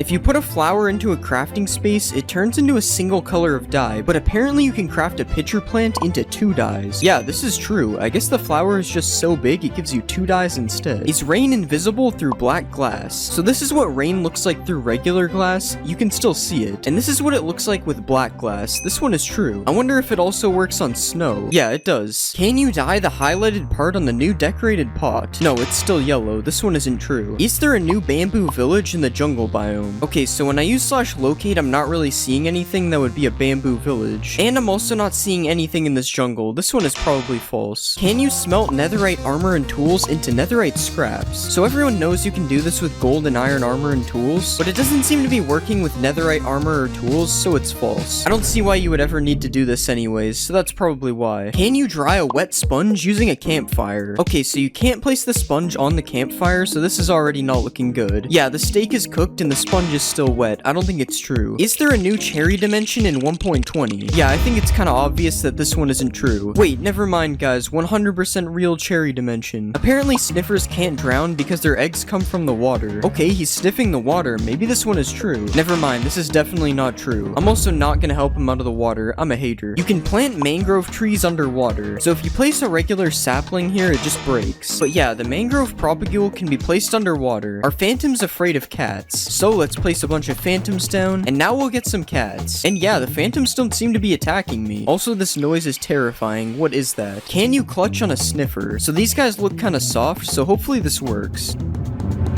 Okay, it definitely doesn't work. This is false. Can you put horse armor on a camel? No, you can't. And even if you could, you wouldn't be able to use the saddle, so it would suck anyway. Are villagers able to sleep in the nether? Yeah, this one is true. These guys somehow don't make the bed explode. Whoops, I didn't think that would happen. Apparently, the warden isn't actually blind. So in spectator mode, you can see what any mob sees by left-clicking on it, and that includes the warden, who is definitely able to see from what I'm seeing. Apparently, you can't name a mob name tag. Yeah, so you can't even name a name tag, but you can do it like this, so I guess it's false? Oh wait, I actually just found a way to do it technically. Does a potion of luck change the loot inside a chest? So this is the loot in the chest right now, and now I have the luck effect. And it's the same loot in the chest. This is false. You can make a minecart that infinitely moves. So apparently if you stack a bunch of minecarts in each other, they will never stop moving. Yeah, this one is true, and it's also really weird. Why does this work? Apparently a camel can survive a 50-block fall. Sorry man, I gotta do this. It's actually true, it somehow lived, but now can I survive the fall while riding a camel? Okay, this one isn't true. The camel did not absorb my fall. Can a camel prevent you from being hit by mobs? This one is true. They're not hitting me. But I'm curious if this also works on the warden. Okay, it actually doesn't look like he can hit me. Wow, the warden's getting a little close. Naming your seed Cherry Blossom spawns you in a Cherry Blossom biome. It's true, but it's the smallest Cherry Blossom biome I've ever seen. Are all sheep pink in a Cherry Blossom biome? This one isn't true, but let's just pretend it is. It looks a lot better this way. Can you undye leather armor using a cauldron? Wow, this one is actually true. And you can also dye wool that is already dyed. This one is true as well, and you can do it with every colorable item, just to be clear. Apparently you can swap your elytra out without opening your inventory. This one is true, but you better carry a water bucket with you just in case. Does a bamboo raft move faster than a regular boat? So this is me riding both of the boats. It doesn't look like the bamboo one is any faster. This is false. Can you clutch on a camel? You can clutch on a horse, so this should be possible. As long as I don't mess this up, of course. And yes, you can do it. This makes up for him killing me earlier. You can dye a camel's saddle. Nope, this one isn't true, but it would be cool if it was. Apparently, mobs can't jump over hanging signs. So I've placed a fence of hanging signs around me, and now let's see if all these zombies can get to me. Okay, they can. This one is definitely not true. If you place a hanging sign like this, apparently mobs can't follow you through it. And it's true. Who knew zombies were this stupid? The nether portal animation is fixed in 1.20. So this is what the animation used to look like, and now it's supposed to stop the animation from playing again when you go through. Yes, this one is true. Can a piglin head prevent you from being attacked by piglins? No, it can't. We've already seen this. They don't accept me. What about if you wear armor with a gold trim on it? Nope, it appears I still have a 5-star wanted level. What about if you wear gold armor with a trim on it? Okay, this one was obviously gonna work. They gotta respect a man with some drip. A piglin head flops its ears when it's powered by redstone. This one is true, and also kinda weird. Does this mean mobs are powered by redstone? Apparently a dragon head can now open its mouth. This one is also true. I honestly have no idea if this one is new or not though. I don't usually wear a dragon's head. There is a new Vex in Minecraft 1.20. So this is what an old Vex used to look like. Kinda scary if you ask me. And this is the new Vex. This one is true. It kinda looks like an evil Allay. Speaking of evil Allays, does the new Vex attack Allays? Okay, it doesn't really look like they attack each other. They're just chilling. Does a sniffer egg hatch faster on moss? So here's my egg on moss, and here's the regular egg. Now we just wait. And yeah, this one is true. The egg on moss hatched way faster. You can make a sniffer carpet. This is actually just from my build hacks video. It's not really a myth. No sniffers were harmed in the making of... No, actually they were. I'm not gonna lie. Can you ride a sniffer? So my right click says you can't, but this command says I can. But since you can't do it without cheats, I'm going to say it's false. You can heal camels with cactuses. I can't imagine this one is true because of what I'm seeing right now. Okay, never mind. He somehow eats that. That's true. You are able to sprint on camels. This one is true, but you might not notice it if you use toggle sprint since it just sprints by default. Can sniffers dig for seeds in the nether? He's sniffing the air. I wonder what he's got a hold of. Okay, just ignore that. I don't know how that got here. Yeah, this one is false. He isn't digging for anything. Apparently there's a new built-in resource pack. Yes, there is high contrast mode, but all it really does is edit the UI and nothing else changes. Jukeboxes can emit a redstone signal. Let's just pick out some quality music here. Yep, this one is true, and I may have also summoned Harold Herobrine. If you punch a decorated pot, it won't break. Yes, this one is true. It just drops the pot instead of the shards. And speaking of shards, can you copy them like an armor template? No, this one unfortunately isn't true. You're gonna have to find these manually. Are you able to craft a plain pot using just bricks? Okay, it's a good thing I'm bricked up for this myth. Yes, this one is true. I now have a lot of plain pots. Apparently you can get the ward armor trim for killing the warden. Okay, this is taking way too long. I'm just using the command. No, he still drops the skulk thing, whatever it is. The new damage looks like bedrock. Yeah, this is true, unfortunately. I don't really like how this looks. Also, you can apparently change the amount of shake when you get hit. Okay, this one is also true, and this looks even weirder, honestly. It kind of looks like I'm in Spectator. Can you get apples from a cherry wood tree? Okay, so far this one isn't looking good. Yeah, I broke all the leaves on the tree and not a single apple. This one is false. Apparently, you can now edit signs. Okay, yeah, I already knew this one was true, and along with editing signs, you are also able to write on the back of them. And you can right-click them with a honeycomb, and it makes it so you can't edit them anymore. That one I actually didn't know. That's pretty interesting. Do chiseled bookshelves increase enchantment levels? Okay, so we have filled them all with books. Now let's see if it increases the levels. Nope, this one isn't true. Can you fill chiseled bookshelves using hoppers? Yes, you can do this, and apparently you can also put plants in pots using hoppers. Okay, I don't think it's true. There's a new Cherry Blossom Villager variant. No, there isn't, which means there probably isn't a Cherry Blossom Village either. But it would definitely be cool if they added one, because this biome is a little boring. Can you use Silk Touch to mine suspicious blocks? Okay, so we tried it on gravel and it didn't work, and it also doesn't work on sand. This is false. Apparently there is a new potion of luck in Minecraft. There actually is a potion of luck. When applied, +1 luck. I don't really know what that means, but hopefully it doesn't turn me into a leprechaun. Can you transport pets on a camel? So I don't really know how you would do this. I'm assuming my dog would just get on the camel, and it isn't. So this one is false. Are you able to swim on a camel? Okay, it's kind of working, but he's sinking slowly, and yeah, it kicked me off. I want to say this one is false, but it's also kind of true, because he can swim for a second, so I don't know. If you put a mob head above a note block, it will play a sound from that mob. Yeah, this one is true, and it works for every mob, including the skeleton. That was definitely real. Another thing you can apparently do is optimize your world. Yeah, this one is true, but I don't really know what it does. I think it's supposed to be for older worlds, because it didn't really seem to do anything. Can a sniffer survive a hit from the warden? Okay, so we have our sniffer and our warden. We just gotta wait for this guy to find him. He's kind of blind. Okay, the sniffer died in one hit. This one isn't true. But what about a camel? Can a camel survive a warden? We just gotta wait for this again.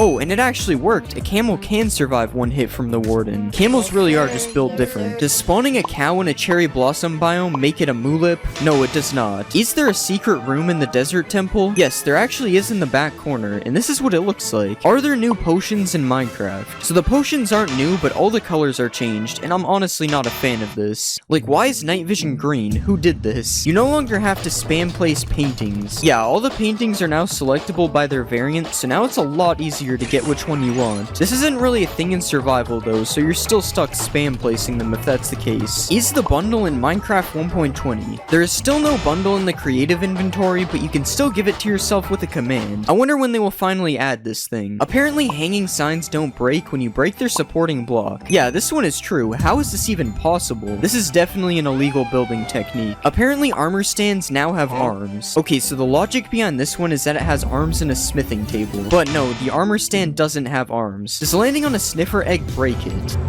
No, either the sniffer egg is really strong or I'm not heavy enough. It's probably the first one. Can you ride a baby camel? No, you can't, unfortunately. But can you put chests on a camel? You also can't do this, but you'd think a mob this strong would be able to do that. Apparently, frogs follow you if you hold slime balls. Okay, so I don't think this one is 1.20 related, and I also can't even tell if it's true. Yeah, it's probably true. He seems to be following me. There is a new way to change your GUI scale. Apparently, if you hold control and scroll at the same time, it changes your GUI scale. Okay, so nothing is happening right now, but what if we try it in the options menu? Now it's working. Yeah, this one is true, but you're already in the options menu, so it's not really that cool. Apparently, if you drop a totem of undying on the ground and land on it, you will live. Alright, so we got our totem here, and let's just drop it all the way down, and let's just fall down on top of the totem.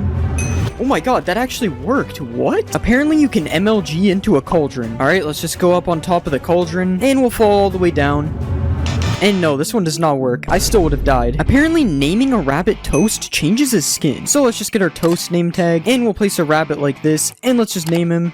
And yeah, it actually changes his skin. I've never seen this skin before. That's actually pretty cool. Apparently, an Enderman can stand in a cauldron. So, as you know, when you put an Enderman in water, it just TPs away like that. But what if you put an Enderman in a cauldron? Wow, he's actually just standing in the water. He doesn't even TP away. Can fish breathe on land with water breathing? Alright, this one sounds really stupid. There's no way this will work. But let's try it. And now the fish has water breathing, so let's see if it suffocates. Okay, yeah, the fish is taking damage, and he died. This one is false. Apparently, a gold pickaxe mines faster than netherite. So this is how fast netherite is able to mine stone, and this is how fast gold is able to mine stone. This is actually true. It's noticeably faster. But for some reason, when you put efficiency 5 on both of the pickaxes, the netherite one becomes faster. I don't even understand how that works. Apparently, you can make glowing signs. So if we just take our regular sign here, and we get a glowing sack, apparently this will make it glow. No way, it actually makes it glow. How did I not know this exists? Apparently, you are also able to dye signs. Alright, so it's the same thing as the ink sack, and yeah, this one works as well. This is so cool. You guys should definitely do what it says on the sign, by the way. It's not me telling you, it's the sign. Apparently, you can tow a boat with a lead. So we have our boat right here, and let's just right click it with the lead, and nothing seems to be happening right now. But what if I put a pig in the boat, and then I put a lead on the pig? Okay, it just takes the pig out of the boat. This one isn't true. Apparently, 1 block of water is able to hydrate crops that are 4 blocks away. So let's just put our water here, and we'll just hoe all this dirt. And yeah, it's hydrating the crops all the way over here, even though the water is here. Can you smelt an iron door into iron nuggets? So as you know, you can smelt gold and iron tools into nuggets like this. As you can see, I have a nugget right here, but can you do this with iron doors? No, it doesn't look like anything's happening. This is false. Will a baby villager jump on a bed? So let's just spawn a baby villager like this, and apparently he's supposed to just jump on this bed randomly. Okay, well right now he's following his parent, so we have to take care of that. And now let's see if he jumps on this bed. Okay, he's standing on the bed, and yeah, he's jumping on the bed. This one is true. Apparently throwing an XP bottle upwards gives more XP. So let's just throw it down first, and we got exactly 1 level. And now let's try throwing the bottle upwards, and we got a little bit more XP. This one might be true, but it also might be random, so I'm not really sure if it's true or not. Apparently there's an easy trick to find diamonds 100% of the time. So if we go to the middle of a clay patch like this, and then we go 6 blocks south, apparently under the 7th block there will always be diamonds. So let's just mine down like this, and we found gold, but that's not diamonds, so let's keep mining. And we've hit the void, and there's no diamonds. I don't think this one is true. Apparently a hoglin can survive a 50 block fall. So we have our hoglin here, and I'm sorry buddy, but you're going off the edge. And no, the hoglin did not survive. This one is false. Apparently you can sleep underneath lava without dying. So we have our lava bed here, and let's just sleep in the bed. And wow, this is actually working. How am I even sleeping in here? Speaking of dying in lava, apparently witches can't die in lava as well. So let's spawn a witch, and she's dying right now. Oh wait, they actually drink the fire res pot and live. This one's true. Witches can't die in lava. Apparently the top of a desert temple fits a full beacon perfectly. So let's just fill in all of this with netherite, because you know this is a perfectly legit beacon. And yeah, now we have a perfectly fitting beacon. I guess we know who really built the pyramids. Apparently you can use a sweetberry bush to clutch.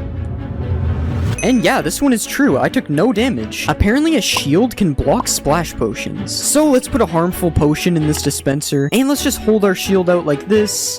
And this one is false. I still got hit by the potion, even though I was blocking it. Apparently foxes can make a 4-block jump. So let's just put a chicken up here, and we'll spawn a bunch of foxes down here. And yeah, they jumped up and got that chicken immediately. This one is true. Apparently you can walk over magma blocks and campfires without taking damage if you have frostwalker boots. So let's just make the frostwalker boots. And yeah, the magma's true. I'm not taking any damage. But what about the campfires? Yeah, this one is also true. That's so cool. I never knew this existed. But now this makes me wonder if you can walk in lava with frostwalker boots and not take any damage. Okay, this one is not true. You still die to lava if you have frostwalker boots on. Apparently you can mine a beacon with your fist. So let's just mine this thing. And yeah, it still drops the beacon. Even though it takes a while to mine it, this one is true. Apparently if you kill a zombie pigman in 1 hit, the other ones won't attack you. So let's just 1-hit this pigman. And yeah, they're not attacking me. This one is true. Can you put a pumpkin on a villager's head with a dispenser? So let's just trap our villager, and we'll put a dispenser here. Now let's add the pumpkin to the dispenser, and let's see if it puts this on his head. Yeah, this one's actually true. The villager's wearing a pumpkin now. Apparently you can trap a warden by quickly placing wool over top of him. So let's just start spawning our warden like this, and if we place wool like this, apparently this traps the warden. And yeah, this one is true. The warden is just kind of trapped in wool now. That's so funny. Apparently you can put out a campfire campfire by right-clicking it with a shovel. And yeah, this is true. It puts out all the campfires instantly. Apparently, if you right-click a villager during a raid, it will sweat. So let's just right-click this guy, and I swear I just saw water particles coming from him. Yeah, there's water particles coming from him. This one is true. The villagers really do sweat during the raid. Apparently, a dolphin will pick up diamonds. So let's just throw some diamonds to this dolphin, and he's going back for them, I think. And yeah, the dolphin is picking up diamonds. That's so cool. He even throws them back to me. It's just like an LA, but underwater. Will a zombie chase an invisible villager? So we have our zombie right here, and let's just make this villager invisible, and we made the zombie invisible too. Okay, we have to redo that. Alright, let's just try this again. And yeah, he's chasing the invisible villager. This guy has some really good eyesight, I guess. Will a grindstone remove a curse from an item? So let's just put these pants in the grindstone, and no, it literally does nothing. It just keeps the curse of binding on it. Apparently, if you trick a skeleton into lighting TNT, it will make creepers drop a ton of music discs. So let's just get the skeleton to shoot the TNT like this, and he shot the TNT, so let's see what happens. And yeah, they dropped a ton of music discs. That's so cool. I had no idea you could get music discs like this. Apparently, you can milk goats. Okay, I don't know how I've never heard of this one, but it actually makes sense. So let's see if it gives me milk. And yeah, the goat actually gives me milk. How did I not know this is true? Can you put 2 parrots on your shoulder? So let's just tame our parrots like this, and we got 1 parrot on our shoulder. Let's go for 2. Okay, I don't really know if this one's true. He doesn't seem to be getting on. Oh wait, it actually worked. He got on my shoulder right when I thought it was false. Okay, I guess this one is true. You can dual wield parrots, but can you get 3 parrots? I don't think so. He's just running away from me. Will a totem of undying save me from /kill? Alright, so let's just /kill. And no, the totem of undying did not save me, unfortunately. Apparently, throwing an instant health potion upwards will give you more health than throwing it down. So let's just throw a potion down like this, and as you can see, it gave me 2 hearts. So now let's throw one up in the air like this, and it still gave me 2 hearts. This one is false. Apparently, a witch can't die to instant damage potions. So let's just rain instant damage potions down, and yeah, the witch is just drinking instant health and it's countering it. This one's true. Can you make suspicious stew with a wither rose? So let's just put all these things in the crafting table, and yeah, you can make suspicious stew with a wither rose. This one is true. Will lightning turn a mushroom cow into a brown cow? So let's just spawn a lightning bolt, and yeah, it turns it into a brown cow, but not the brown cow you would expect. It's actually a brown mushroom cow. Will a baby piglin ride a baby hoglin? So let's get our baby hoglin right here, and we'll spawn a ton of baby piglins, and now let's see if one of these guys rides the hoglin. Okay, nothing is happening so far. Oh, and one of them actually is riding on the hoglin. This is true. And wait, multiple of them are stacking on top. You can make an entire piglin stack with this. This is so cool. Does soul fire do double the damage of regular fire? So let's just stand on the fire, and as you can see, it did half a heart to me. But now let's try standing on soul fire. Yeah, the soul fire does 1 heart, and the regular fire only does half a heart. This one is actually true. I had no idea. Apparently, a flame bow can ignite a campfire. And yeah, that ignited the campfire. This one is true. Can you walk on powdered snow with frostwalker boots? Okay, so this one would make a lot more sense than magma, so let's see if it's true. And no, it doesn't look like it's true. I've sunken in the snow. Apparently, new emerald armor was added in 1.20. So obviously, there was no new emerald armor added in 1.20, but you can put this armor trim on a full set of diamond armor, and as you can see, it kinda looks like emerald armor, even though you can still see the diamond a little bit. So I'll say this one is partly true, I guess. Apparently, if you breed 2 different colors of sheep, it'll combine their colors. So let's just breed these sheep, and it should make a purple sheep. And yeah, this is true. Now we have a baby purple sheep. This is kinda cool. Apparently, you can farm crops in the nether. Okay, I'm not really sure why this would work, but let's just give it a try. Okay, and it kinda looks like these are hydrated somehow. Okay, I somehow placed 1 seed, but I'm not able to place seeds in these ones. That's so weird. So I guess this is partially true, I guess. I'm not really sure if this will actually grow. Apparently, hostile mobs can't cross over rails. So let's just place some rails on the ground like this, and we'll spawn a bunch of zombies. And yeah, it looks like they can't get me past these rails. This one is somehow true. Apparently, items can sink through mud into hoppers. So let's just throw some diamonds through here. And yeah, it looks like they sunk through the mud. Apparently, if you ride in a minecart and then sleep in a bed, it'll make you sleep on the floor. Okay, it doesn't look like it worked. I'm pretty sure I'm still in the bed. This one is false. Apparently, there will always be a lush cave underneath an azalea tree. So let's just try to find an azalea tree like this. Okay, and we finally found an azalea tree, so now we just have to mine underneath it. So let's just start mining down. And yeah, we've landed in a lush cave. This one is true. Apparently, the warden can't kill you on carpet. So let's just stand on a carpet like this, and it's already looking kind of bad. I have the darkness effect. Okay, the warden is literally standing right beside me. There's no way he doesn't kill me, right? Okay, yeah, he's getting angry. Okay, yeah, that one's false. I don't know who thought of that. There's no way that was gonna work. Apparently, you can make infinite water with only 1 water bucket. So if we place a block like this, and then mine out 4 like usual, and then we place our water right here, apparently if we put kelp on these blocks, it'll make an infinite water source. So let's just put kelp all over here, and it did change the water. So let's just break this. And yeah, now we have infinite water from only one water bucket. That's so cool. Will a totem of undying work in the void? So let's just fall into the void.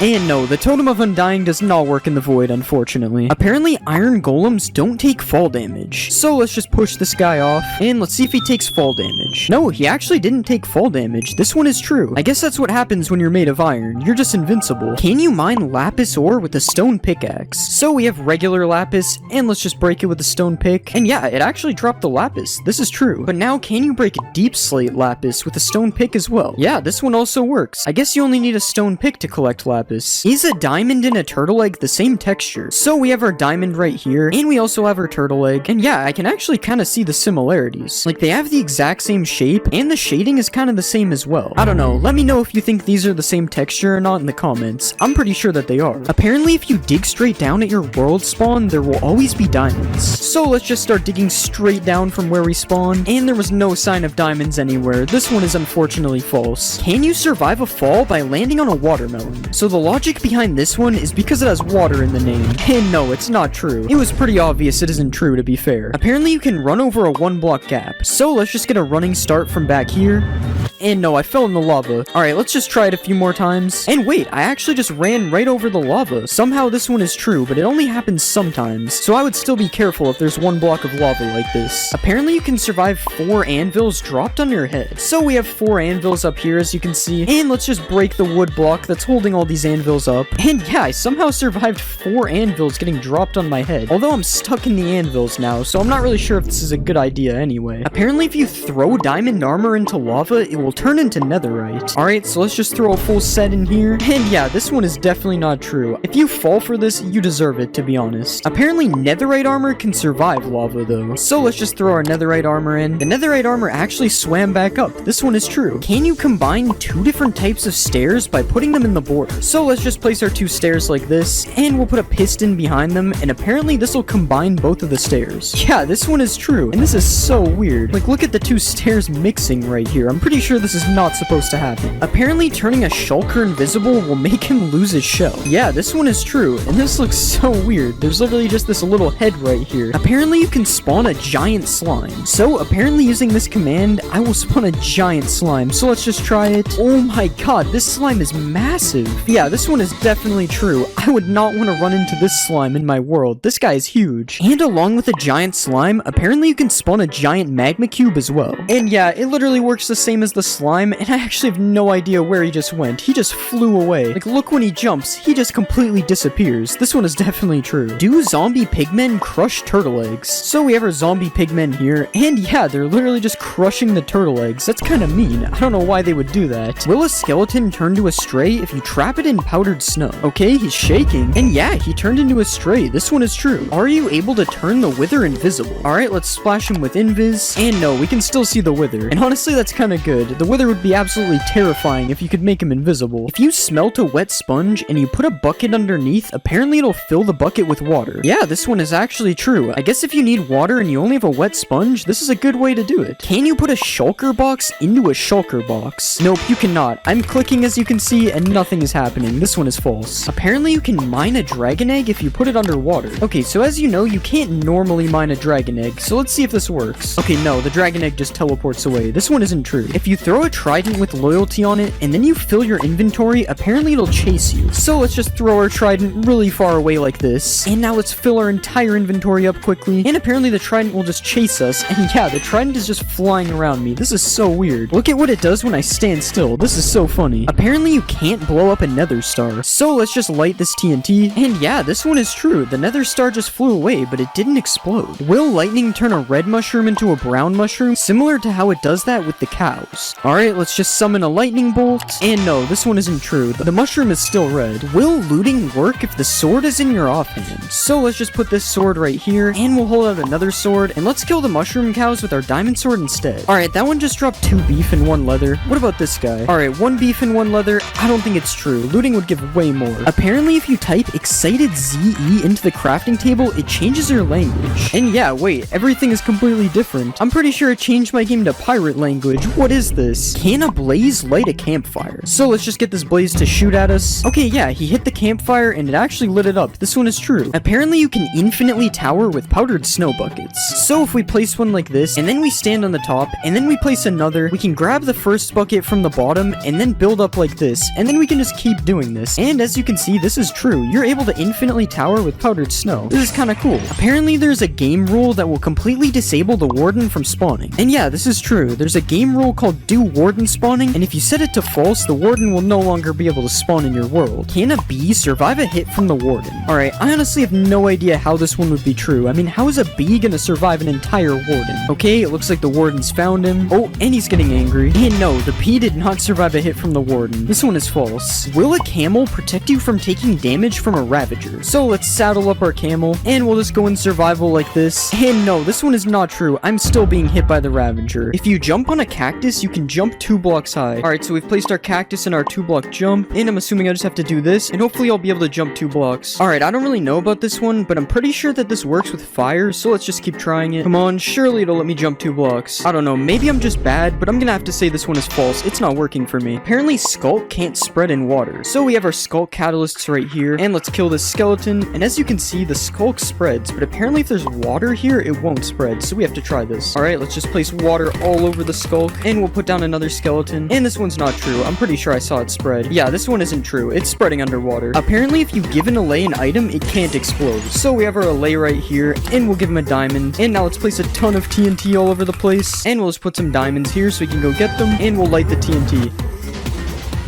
The TNT didn't really hit him, but I didn't see him take damage. He just kind of got blown away, so I'm gonna say this one is true. Apparently, if you ender pearl and then go in the end, it'll send you back to the overworld. Okay, and we'll just throw an ender pearl all the way over here, and now let's go in the end, and it should TP us any second. Okay, yeah, this one is false. It would have TP'd us by now. Apparently, all cats in a witch hut spawn as black cats. So as you can see, there's already a black cat right here, and we'll spawn our cats in the witch hut, and yeah, they're all black cats. That's so crazy. And as you can see, if I go over here, they're just normal cats. So it's literally just the witch hut. Wow, that's so weird. Apparently in the new update, you can summon the white enderman with a command. So I'm typing the summon command, and I don't see anything coming up for white enderman. This one is false. Apparently ancient debris resembles an old warped log. So we have a warped log here, and as you can see, this is what it looks like. And here's an ancient debris beside it. Apparently this is supposed to be an old warped log. It doesn't really look like it on the sides, but the top looks pretty similar. So I don't really know if this one is true. You guys let me know if you think this resembles a warped log or not. I honestly don't know. Apparently there's a secret room under the village well. I'm pretty sure these village wells have been in Minecraft forever, so I'm pretty sure I would know about this if there was a secret room. And let's just mine the blocks out under here. I mean, there's a cave down here, but I'm pretty sure that's not a secret room. This one is false. Apparently, there's a secret new deep dark villager. So let's just spawn a villager. And no, this is just a normal villager. There's no new deep dark villager in this game. I'm sorry. Apparently, there's a secret room hidden under the igloo. So if we break this carpet here, there's supposed to be a hidden room somewhere under here. Wait, there's actually a trap door. And there's a ladder down to the bottom. What's down here? And yeah, there's actually a secret room down here, and it looks like there's a thing to cure a zombie villager down here. And you get this chest with a golden apple, so all you need is a weakness potion. Oh wait, you can actually get a weakness potion here too, so you can literally just cure this villager right here. That's so cool. Apparently sniffers can sniff for seeds in the end. So we have our sniffer right here, and let's see if he can find some seeds. Alright, he's sniffing the air. This might be true. Okay, he's been sniffing for a long time, and he hasn't found anything yet. I don't think this one is true. Apparently there's a new bat in the new update. So let's just spawn a bat right here. And yeah, this is actually a new bat. This looks so cool. Apparently you can now put items in a decorated pot. So we have our decorated pot right here, and let's just right click it with these diamonds, and it's doing something. Okay, now let's right click it to see if they're in the pot. Okay, I don't know, the pot's just kind of wiggling. Maybe we have to break the pot. And yeah, the diamonds came out of the pot. This one is true. You can put items in pots now. Can you break pots with arrows? Alright, let's just shoot the pot. And yeah, this one is true, but it only drops bricks. It doesn't drop the pot. And just to be clear, you can break pots with every projectile, not just arrows. Can you give a snow golem fire resistance? Alright, so we have our snow golem right here, and let's just splash him. And yeah, he has particles, but does this actually work? And yeah, the snowman is just swimming in lava and not dying. This is the weirdest thing I've seen. Does an evoker turn blue sheep red? Alright, so we have our blue sheep here. I don't really know why this one would work, but let's just spawn our evoker, and he's doing something. And the sheep actually turned red. What? Why doesn't this guy like blue sheep? Can you survive a 50 block fall with feather falling 4 boots? So let's just put feather falling on the boots, Nice. And now let's just fall down this 50-block platform.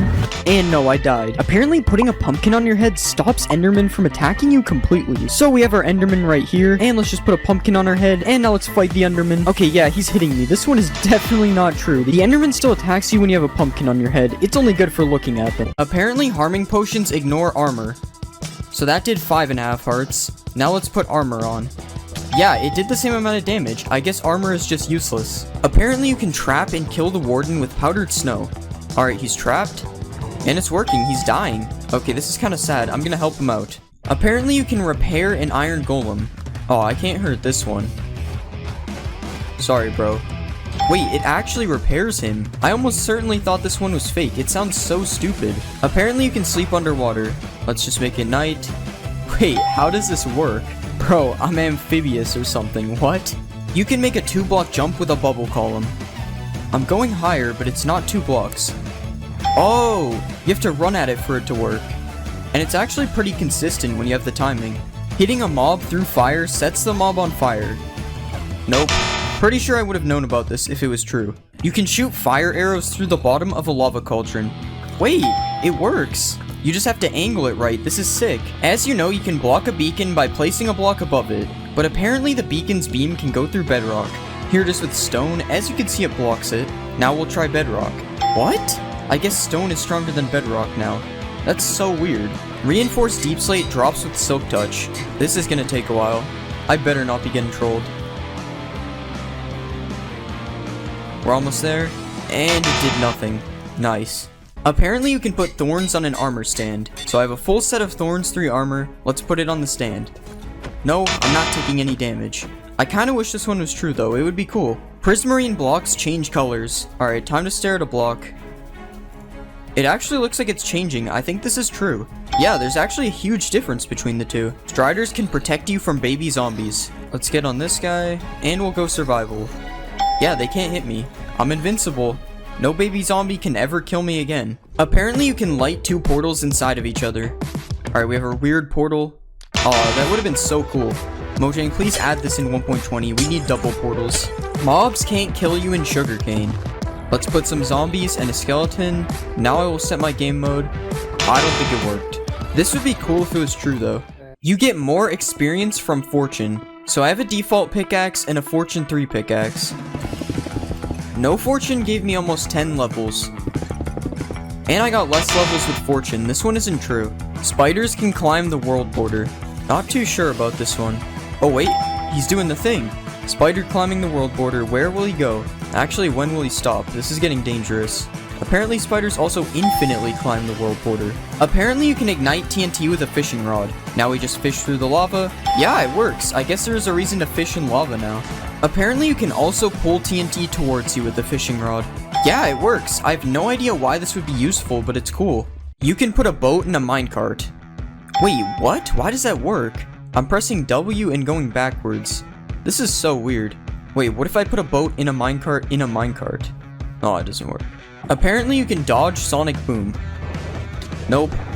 Still no. Oh, you can. It's just hard because you have to do it really fast. Undead mobs don't burn underneath cobwebs. So I trapped a zombie and a skeleton in a hole. Let's set it to day. Wait, they're actually not burning. And as you can see, these guys are burning. This one is somehow true. This doesn't even make sense. Apparently ghasts can't see you behind cobwebs. I'm trapping myself in cobwebs. I don't think it worked, guys. Oh, not the underwater bed. Apparently rain kills snow golems. Flash weather rain. Wow, I've never seen something die so fast. Yeah, this one's true. You can kill the ender dragon with snowballs. I can't tell if I'm missing or if it doesn't work. Yeah, I don't think it's working. It's weird though because they aren't even hitting the dragon. Coal blocks last longer than 9 coal in a furnace. Time for some waiting. 9 coal finished first. I guess it's actually worth it to craft coal blocks. Holding control while using pick block gives you a chest with the same items. Now we have a ton of useful loot in this chest. And we just hold control. Yeah, it actually works. Awkward splash potions stop fire damage. Don't try this at home, guys. Nope, I'm still on fire. You can't spawn a wither in a snow biome.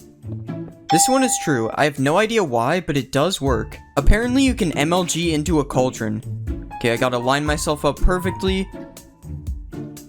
Nope, that's unfortunate. Apparently, if you hold crouch, you can MLG on leaves in 1.19. Alright, I'm holding crouch. Nope, it still waterlogs it. Can you burn waterlogged leaves? It won't let me set them on fire. Yeah, it doesn't look like they can burn. Apparently, polar bears attack foxes. I think it's true, but he's gonna have to catch him. I don't think the polar bear is fast enough. Alright, I'm gonna cut the video before the fox gets hurt. Oh. Apparently, you can give a boat a name tag. Let's name it something cool and original. Oh yeah, I have to crouch. It's not working. Maybe we have to name the boat. Guys, please just do it. No, it still won't work. It's just a boat. Apparently, deep slate ores give more XP. Okay, we got 8.5 levels from regular. And we got 9 levels from deep slate. Since the amount of XP you get is random, I don't think this is a big enough difference for it to be true. You can fish in a cauldron. Whoops. Yeah, there's no way I'm fishing anything out of here. You can't fish in a cauldron, but can you put fish in a cauldron?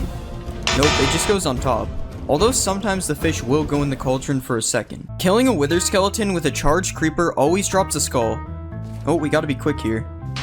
There's 1. There's 2. There's 3. Either my luck is insane or this one is true. You can smelt nether gold into a gold ingot. Wait, it's smelting. Yeah, it works. I guess this should have been obvious, but you do only get a few nuggets from breaking it, so I wasn't sure. Apparently you can clutch with a skulk vein. Ow. No, you can't. Hostile mobs do not spawn in mushroom biomes. It's nighttime and I don't see anything spawning. Alright, there would definitely be mobs by now. This one is true. Apparently you can't milk a mushroom cow. Nope, you still can. And you can also milk them for soup. You can make a car in Minecraft. So if I put a pig in a minecart, it's supposed to be like a car. Well, I can only move backwards and I move very slowly, but I guess it's a car? Just like you can break an end portal frame, you can break bedrock with a giant mushroom. Nope, the bedrock is still there. I wonder why it works with end portal frames and not bedrock. Apparently bees can pollinate netherwort. No, it doesn't look like it. If you give a wither skeleton a bow, it will shoot fire arrows. So if I type this crazy command, I get a wither skeleton with a bow. And yeah, it's shooting fire arrows, that's terrifying. You can use gold nuggets as fuel in a furnace. No, you can't. I think you can in bedrock though. Apparently if you give a fox frostwalker boots, it will turn water to ice. We just need him to touch water. Nope, it doesn't work. I'm gonna need these back. Apparently you can't lose hunger on a boat. Okay, I'm giving myself hunger 200. It doesn't appear to be working. But if I don't have the hunger effect, it seems to be true. Apparently there's an infinite flower glitch. Yo, we're printing money. Wolves hunt down skeletons. So if I put this skeleton in a box, oh, get out of here. So if I put a skeleton out of sight, apparently a wolf will hunt for it. I don't think it's working. Maybe it has to be my dog? Nah, he's just vibing. If you put a Jeb underscore name tag on a dog, apparently its collar becomes rainbow. So this should happen just with the collar instead. No, it didn't work. It just names your dog Jeb. Apparently Endermen are not able to teleport out of a 2-block hole. Alright, he's in a 2-block hole. Nope, that happened instantly. The Warden's Sonic Boom ability apparently ignores armor. Here's me using no armor. Okay, it did 2.5 hearts. Here's me with full netherite now. Wait, it did 3 hearts. It did more damage. What? Okay, apparently you also can't block Sonic Boom with a shield. What? No way, as if the Warden wasn't already powerful enough. Does mud dry out in the nether? No, it does not. Well, at least not instantly. Can mud be used to put out fire damage? Time to set myself on fire. Don't try this at home. Nope, I'm still on fire. Apparently 1.19 added jungle villages. Okay, I'm using /locate, and these are the only village types available. There are no jungle villages. There aren't jungle villages, but apparently there are jungle villagers. Wait, no way, that's so sick. Apparently there are also swamp villagers. What? No way, it's like a non-mean looking witch. Why are these in the game with no villages? You can use reinforced deep slate to trap the wither. Now we spawn the wither. Will it get out? No, it seems to be stuck. Even in survival, it won't come get me. But I guess this would only be useful if you could mine reinforced deep slate, but it's still cool. If you place your own shrieker, it can't spawn a warden. So I've placed my own shrieker.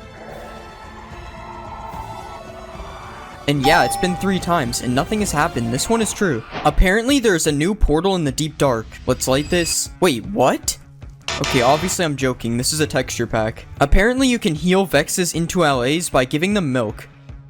Alright, I'm giving him milk and nothing is happening. This one is fake. Can you use goat horns to call goats over to you? He's looking at me. No, it does not work. He's not coming over here. Do you need silk touch to mine a skulk sensor? Alright, nothing dropped with no silk touch. And it drops with silk touch. This one is true. Okay, I found out I'm supposed to use a hoe and not a pickaxe. I don't want to hear it. You can now place water inside of leaves. So just like a sign or a slab, I should be able to do this on leaves. Yes, it works, and it doesn't even flow out either. That's so cool. Swift Sneak makes dive mining faster. So that was me mining without Swift Sneak. And yeah, I mean I move faster, but it doesn't make me mine any faster, so I would say this one isn't true. If you spawn a frog in a jungle, it becomes a poisonous frog. Alright, here's the smallest jungle ever. Spawning a frog. Nope, it does not seem to be poisonous. Apparently, LAs can mine diamonds for you. So if I give an LA diamond ore, it's supposed to mine diamonds for me. Nope, this obviously wasn't going to work, but it can collect diamonds for you. If you listen to the new music disc in the deep dark, it spawns Herobrine. Okay, we have our jukebox and the music disc. Let's see. I don't really see anything around here. Oh my god! There's nothing. Herobrine was removed a long time ago, guys. Right? The new music disc can be used to light the portal in the deep dark. Nope, nothing's happening. And this disc is scary. I'm turning it off. You can't spawn a warden on the surface. Well, since you can't spawn a warden using your own shrieker, it's impossible for one to spawn on the surface. Frogs will eat magma cubes and drop a frog light. Oh, this one's true. Not these guys though, they're too big. Apparently you can find skeleton skulls in an ancient city. Dang, I really thought one would be here. Oh, there's one over here. It's true. Blowing up ores now gives you experience. I think I used too much TNT. Let's try just one.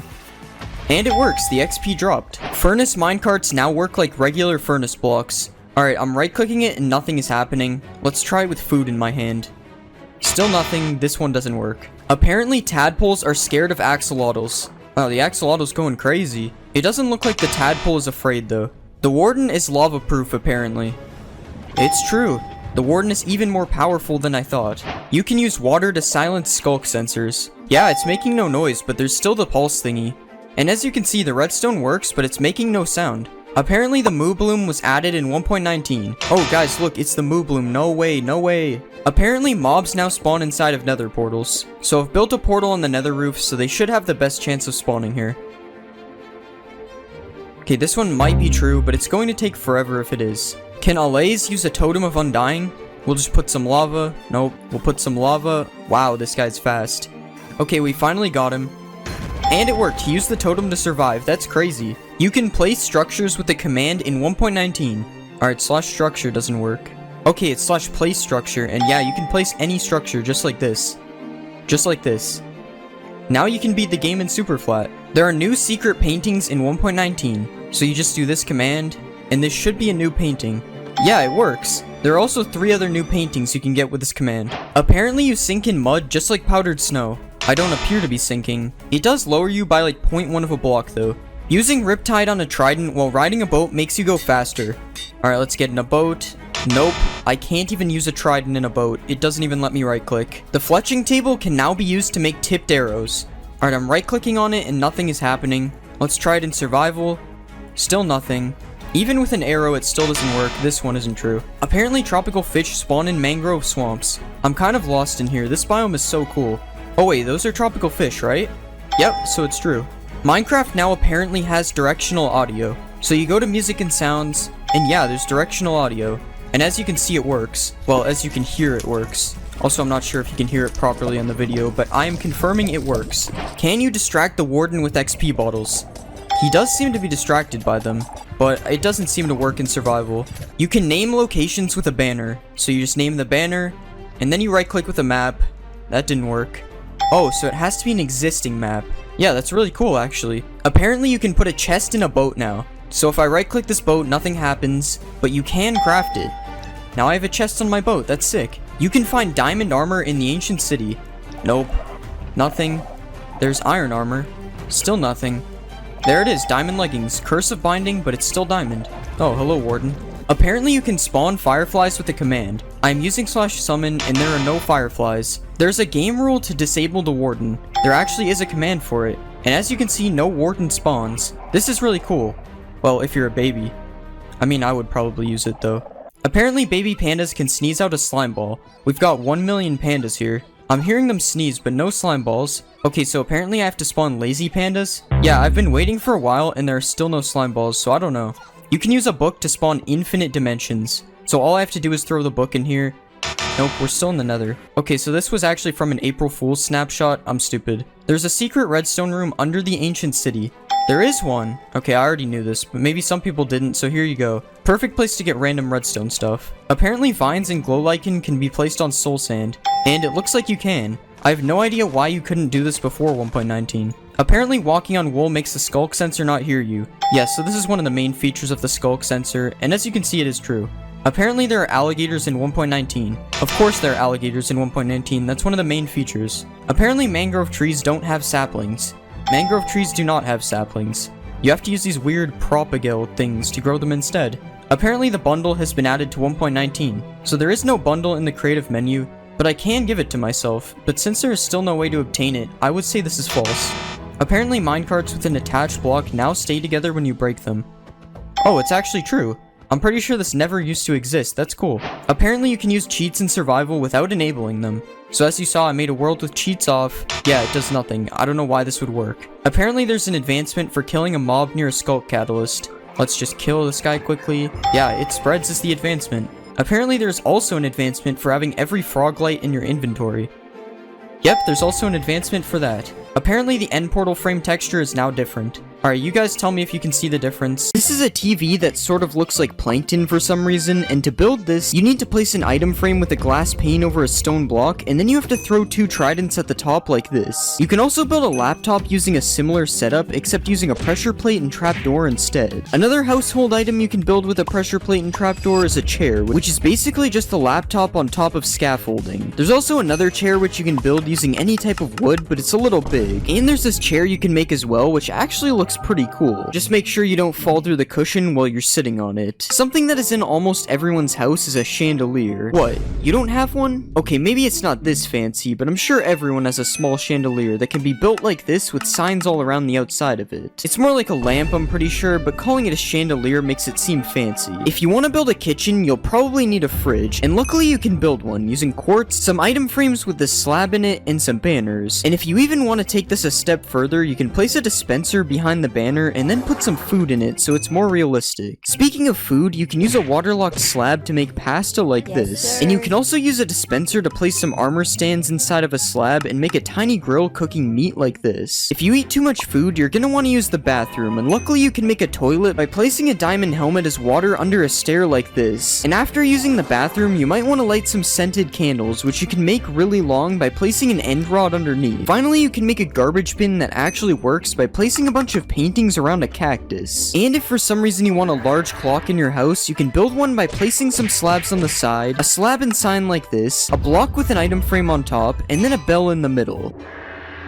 It's supposed to do that every hour. Now that you've decked out your house with build hacks, it's time to move on to some random builds. Starting with this very large trophy that definitely wouldn't fit on a shelf, and a super large rifle that is made out of wood, which really has me questioning if it would work. You can also make a witch pot, which is just a respawn anchor with trapdoors around it, and you can make a dragon head that looks like it has a sword going through it, and you can even add ketchup. That's definitely what this is. If those builds weren't random enough, you can make a guy who got locked up using item frames and an armor stand like this, and you can make a Lego brick if you manage to get your hands on some colored heads. If you didn't like the idea of killing the Ender Dragon earlier, you can just make a regular upside down sword like this. And by placing a carpet underneath a block like this, and then putting an armor stand through it, you can create a chessboard by giving it a chain helmet and putting a pressure plate underneath it. Now obviously those build hacks were cool, but it's time to show you some of the coldest build hacks known to man. If you build a cube of ice like this, and then put a Steve armor stand inside of it, you can push some ice on top of him and make a man who is freezing to death. You can also make some cracked ice by placing glow lichen on top of it, and you can build a penguin by using some concrete like this, a beak, and then placing some banners on the front and the sides. You can place a stair in a slab like this, some signs on the side, and a fence gate on the back to make a sled, and if you want to give this sled some power, you can attach a dog to the front of it like this. Come on, hurry up, go faster. If you need more power for your sled, you can put some stairs like this, add a carpet on the back, and then place some fence gate gates on the side to make a reindeer. Okay, now this thing should be super fast. We got Rudolph pulling it. Reindeers help deliver gifts, so here's a gift made from a kelp block and candles, and here's a happy kid who just got what he wanted for Christmas. I'm not gonna let that happen. I'm a hater. You can make a small tree by placing azalea leaves on top of a dead bush, and you were even able to make that tree dead with some mangrove roots on top instead. You can make another cool plant by placing coral on top of some waterlogged slabs, and if you want to make some bulrushes, you can place some glass panes like this with a brown candle on top. You can also make another type of bulrush like this, as seen in my previous build hack video. Another outdoor build is the swing, which is made by placing some upside down lightning rods like this, and then putting some trapdoors underneath. You can also place 4 trapdoors like this with a waterlogged slab in the middle, and then place an egg and some coral on top to make a nest. You can even put this in a tree to be more realistic, although it looks very unnatural. There are a lot of bugs outside, and you can make one of them by placing a button through an item frame like this. You can also make a water cart, whatever that is, by placing some slabs like this, with trapdoors and some fence gates on the side, and then some barrels and a sign on top, and a tripwire as a faucet like this. Another thing with wheels is a wheelbarrow, which is made with these 3 blocks, and you can even fill it up by putting some compost in the middle. Wheelbarrows are usually used for farming, so let's check out some farm builds next. You can place a candle on top of melons and pumpkins to give them a stem, or you can use a sea pickle depending on how big you want it to be. You can also make a pineapple by putting this vine thing on top of a shroom light like this, and if you want to build a cake, you can place a piece of dirt and put some snow on top, and then you can add redstone on the top as a strawberry. This cake probably tastes really bad though, it's made out of dirt. Apparently fish barrels are real, and you can make a salmon barrel with a raw copper block and some trapdoors on the side. Or you can change it out for a raw iron block if you want to make a cod barrel instead. Another type of barrel is a honey barrel, and this time I'm actually not sure what that is. I've never heard of a honey barrel before. If you want to make your dinner table look more realistic, you can place a pressure plate on top of an item frame and place some food in it to look like a plate like this. And you can even add some condiments on the table and place some sea pickles on the side, which kind of look like cups.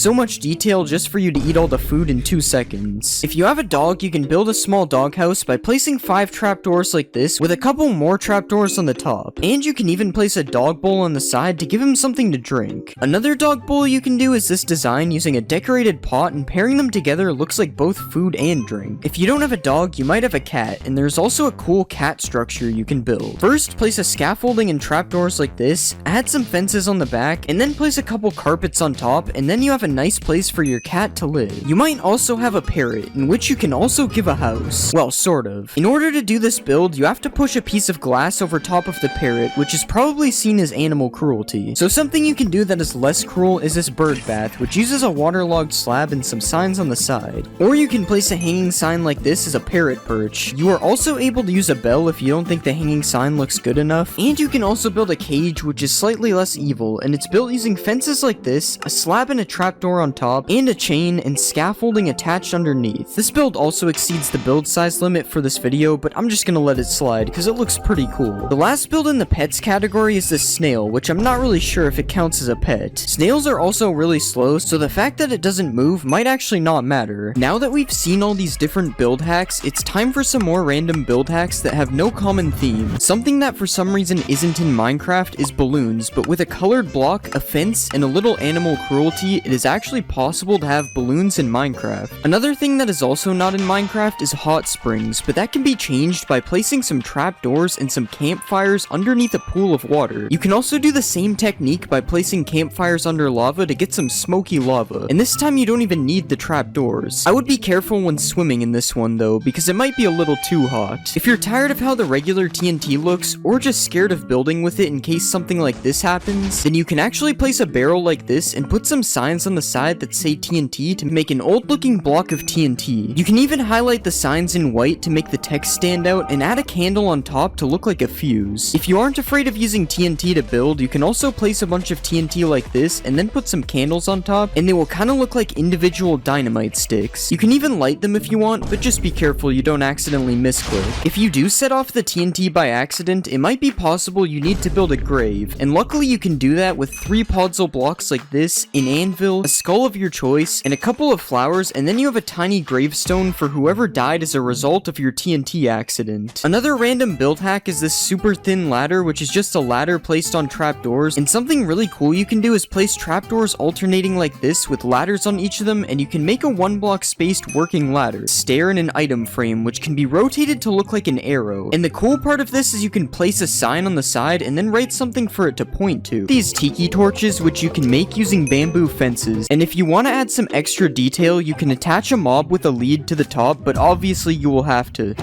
You can also make one of those bulrush things that are found in swamps, and if you want to make corn, you can place a bamboo fence on top of 2 bamboo sticks instead. You can also place some bamboo fences alongside some real bamboo to make it look like dead bamboo, and you can even take it a step further with some oak fences which look extra dead. If you want to sell some bamboo on the black market, you can place some signs around the bamboo blocks and it will look like it's packaged up, or you can also stack a bunch of bamboo rafts to make a pile of bamboo. Another cool thing you can do with bamboo is place an item frame underneath a bamboo button to make a block of cheese. But this is probably some pretty moldy cheese. There are a lot of things you can make with a decorated pot, such as this pillar design, this tiny lamp, or this palm tree, which you can even mix with some of the different designs to look like carvings in the wood. But something really cool you can do with these pots is if you place one of these in the ground and then you put a carpet on top of it, it kind of looks like a pet bowl for your dog or your cat or your person. You can also place a pot underneath a moss carpet, and depending on what's around you, it can either look like an anthill or a landmine. If you place these pots with a bunch of gold, they kind of look like money bags, and if you place them with some TNT and then light a candle on top of it, it kind of looks like a bomb that's about to explode. Speaking of bombs, you can also hang one of these pots from a chain and then put a campfire under it like this, and it kind of looks like a cooking pot. You can also build a faucet type thing coming out of the ground and then place a glass pane in a pot underneath it to make it look like it's being filled up with water. Another cool thing you can do is place some pots in a palm tree and they will look like coconuts. And you can place a pot as a base for a streetlight like this, or you can even place it at the bottom of some bushes, which looks slightly better than a cauldron. You can also place a couple of these pots on top of a house, and if you combine this with some cobwebs, it actually looks like a chimney. But one of the most interesting uses for these pots is to make a punching bag that you are actually able to use in game. Okay, you can't really use it, but you also can't tell me I'm not punching it. Now obviously those hacks are cool, but it's time to show you some of the most illegal build hacks known to man. If you apply this armor trim to a leather helmet and then place it 1 block deep on an armor stand, you can use a piston to push a bookshelf through it, and it kind of looks like a stray book sitting on top of the shelf. Another thing you can do is dig out a big hole and then fill the whole thing with string, and after that you can do a little bit of animal cruelty and cover the whole thing up with carpets to get this rug design. Huh, that's weird. It looks like my rug is moving. Something else you can do with the sniffer is you can place some blocks through a sniffer's nose and then add a slab and some signs on the side to get a really interesting cushion design. Or if you're really ballin', you can use a sniffer's snout as a base to make a golden sink. Another thing you can do with a sniffer's nose is you can place it in the roof and then put a couple of fences and an end rod underneath it to make a lamp. Okay, this one was kind of a stretch. You can still see his face. Something you can do with a camel is you can place its head through a roof and it kind of looks like one of those bear heads you see on a wall in some rich guy's house. And you can also spawn a camel on the ground and then place some sand over top of its head to make it kind of look like a little sand dune coming out of the ground. You can even place a saddle on top of the camel to make it so you can sit down on the beach with a towel beneath you. Now those were definitely some illegal build hacks, but they still aren't the best build hacks in this video. This is a pumpkin, this is a melon, and this is an eggplant. Okay, it's not actually an eggplant, it's cherry wood with a sea pickle on top, but it actually looks pretty close. Another melon trick you can do is place bamboo planks with glow lichen beside a pumpkin, and it kind of looks like a dead pumpkin. Also, if you place a bamboo block in a field of melons, it kind of looks like some kind of squash. Everyone has seen these trapdoors being used as a fence, but you can actually use a hanging sign to make a pretty cool fence as well. Speaking of hanging signs, you can do some really cool things with them, such as this one-way door, which works by hanging a sign from the top and then hanging another sign underneath it. You can also make a little doggy door on the side of your house like this, or you can place it in front of your brand new cherry wood doghouse as well. Staying on the topic of farming, you can place 2 fences in the air like this, and if you place a hanging sign underneath it, it will look like a shovel that is sticking out of the dirt. You can also replace these fences with lightning rods or end rods to make different types of handles as well. If you want to make a table, you can place some hanging signs like this to make table feet, and you can even make the table legs a bit longer if you like things that are longer. Hanging signs can also be used to make a broken jungle bridge or a useless ladder, depending on how you see it. And you can place them in a pattern like this to look like a gate that is restricting your access to something. Something I bet you've never seen is a stoplight in Minecraft. Okay, you've probably seen one, I just didn't know what to say, but by placing a red sign, an oak sign, and a blue sign like this, it can kind of look like a stoplight even though 2 of the colors are wrong. Another thing you can do with the different sign colors is hang them over top of a campfire like this to make different stages of meat cooking. But probably the most interesting hanging sign hack is this parrot perch design. I'm just kidding, it's actually a working swing which can be made made using 2 chains like this, a hanging sign on each side, a trapdoor on the bottom middle, and then a boat as a seat. And after you do that, you have a working swing. Well, you can't really swing on it, but I mean I'm sitting on it, so it kinda works. You can also make another swing by doing the same thing as before, except instead of placing 1 trapdoor, you place 3 on the bottom and then 3 on the back to get another really cool swing design. This time you aren't able to sit on it. If you're trying to be some type of supervillain, all you have to do is place some redstone behind one of the chiseled bookshelves, and then you can attach a couple regular bookshelves to some sticky pistons to make a secret door inside of your library. Something else you can do with chiseled bookshelves is build a cool floor design like this, and you can even make the bookshelf look like eyes when you put a slab in front of it. If you place the bookshelf with a stone slab in a cave, it kinda looks like something is staring at you through a crack in the wall, but that isn't the coolest thing you can do with the chiseled bookshelf. If you place a bunch of bookshelves beside each other, you can actually build things using the books inside of the bookshelves. I guess suspicious sand isn't the only thing that's sus in this update. Minecraft 1.20 adds a piglin head, and what can you do with it? Well, to start, you can place it on top of an armor stand, but that's boring. Instead, if you want a piglin in the overworld, you can place a piglin head on top of a sign, and it will kind of look like a tiny piglin. And if you really want to be him, you can make a hanging sign float, attach 2 signs on the side, and then add a banner on the back and a piglin head on top to create the boss piglin. His outfit kind of looks like Lord Farquaad. If you want to build some tiny birds, you probably wouldn't think of using a piglin head, but because of the floppy ears, it actually kinda looks like birds in the sky. Of course, you have to make sure not to look at the other side though. If you place a piglin head on the ground and then put a bunch of redstone around it, it looks like a piglin was just decapitated. And if you take it a step further, you can build up with some fences and place some chains and hang a red sign under it to make it look like a guillotine just chopped off its head. Have you ever wanted to build a giant snail? You probably haven't. But you can by placing a cherry slab, a sideways cherry log, and a nether brick wall with a couple of candles on the top. Now we have giant snails to go with our giant spiders. Another giant animal you can build with cherry wood is a pig. If you place 2 upside down stairs like this and add some slabs on the top, you get a pig. You can then add a button on each side for eyes and a cherry button for a nose and a tail for extra detail. Speaking of pigs, you can also make pork with cherry wood. If you place a sideways cherry log and then attach it to 2 fences using chains, it kinda looks like a piece of ham is being cooked over a fire. Another cool cherry wood build is this garden fence, which can be made using an illegal trapdoor technique that I didn't even know existed. You can even climb this thing if you try hard enough, so that's cool. Another thing you can put in your garden is a cherry tree, but not that one is lame. If you use cherry fences as logs and pair it with azalea leaves, you can make a really cool looking miniature tree. Something else that looks cool is this trapdoor window, which you can make using bamboo or cherry wood trapdoors depending on your build. In Minecraft 1.20, a pink boat will be added, but if you think this design is boring, you can actually make your own pink boat instead.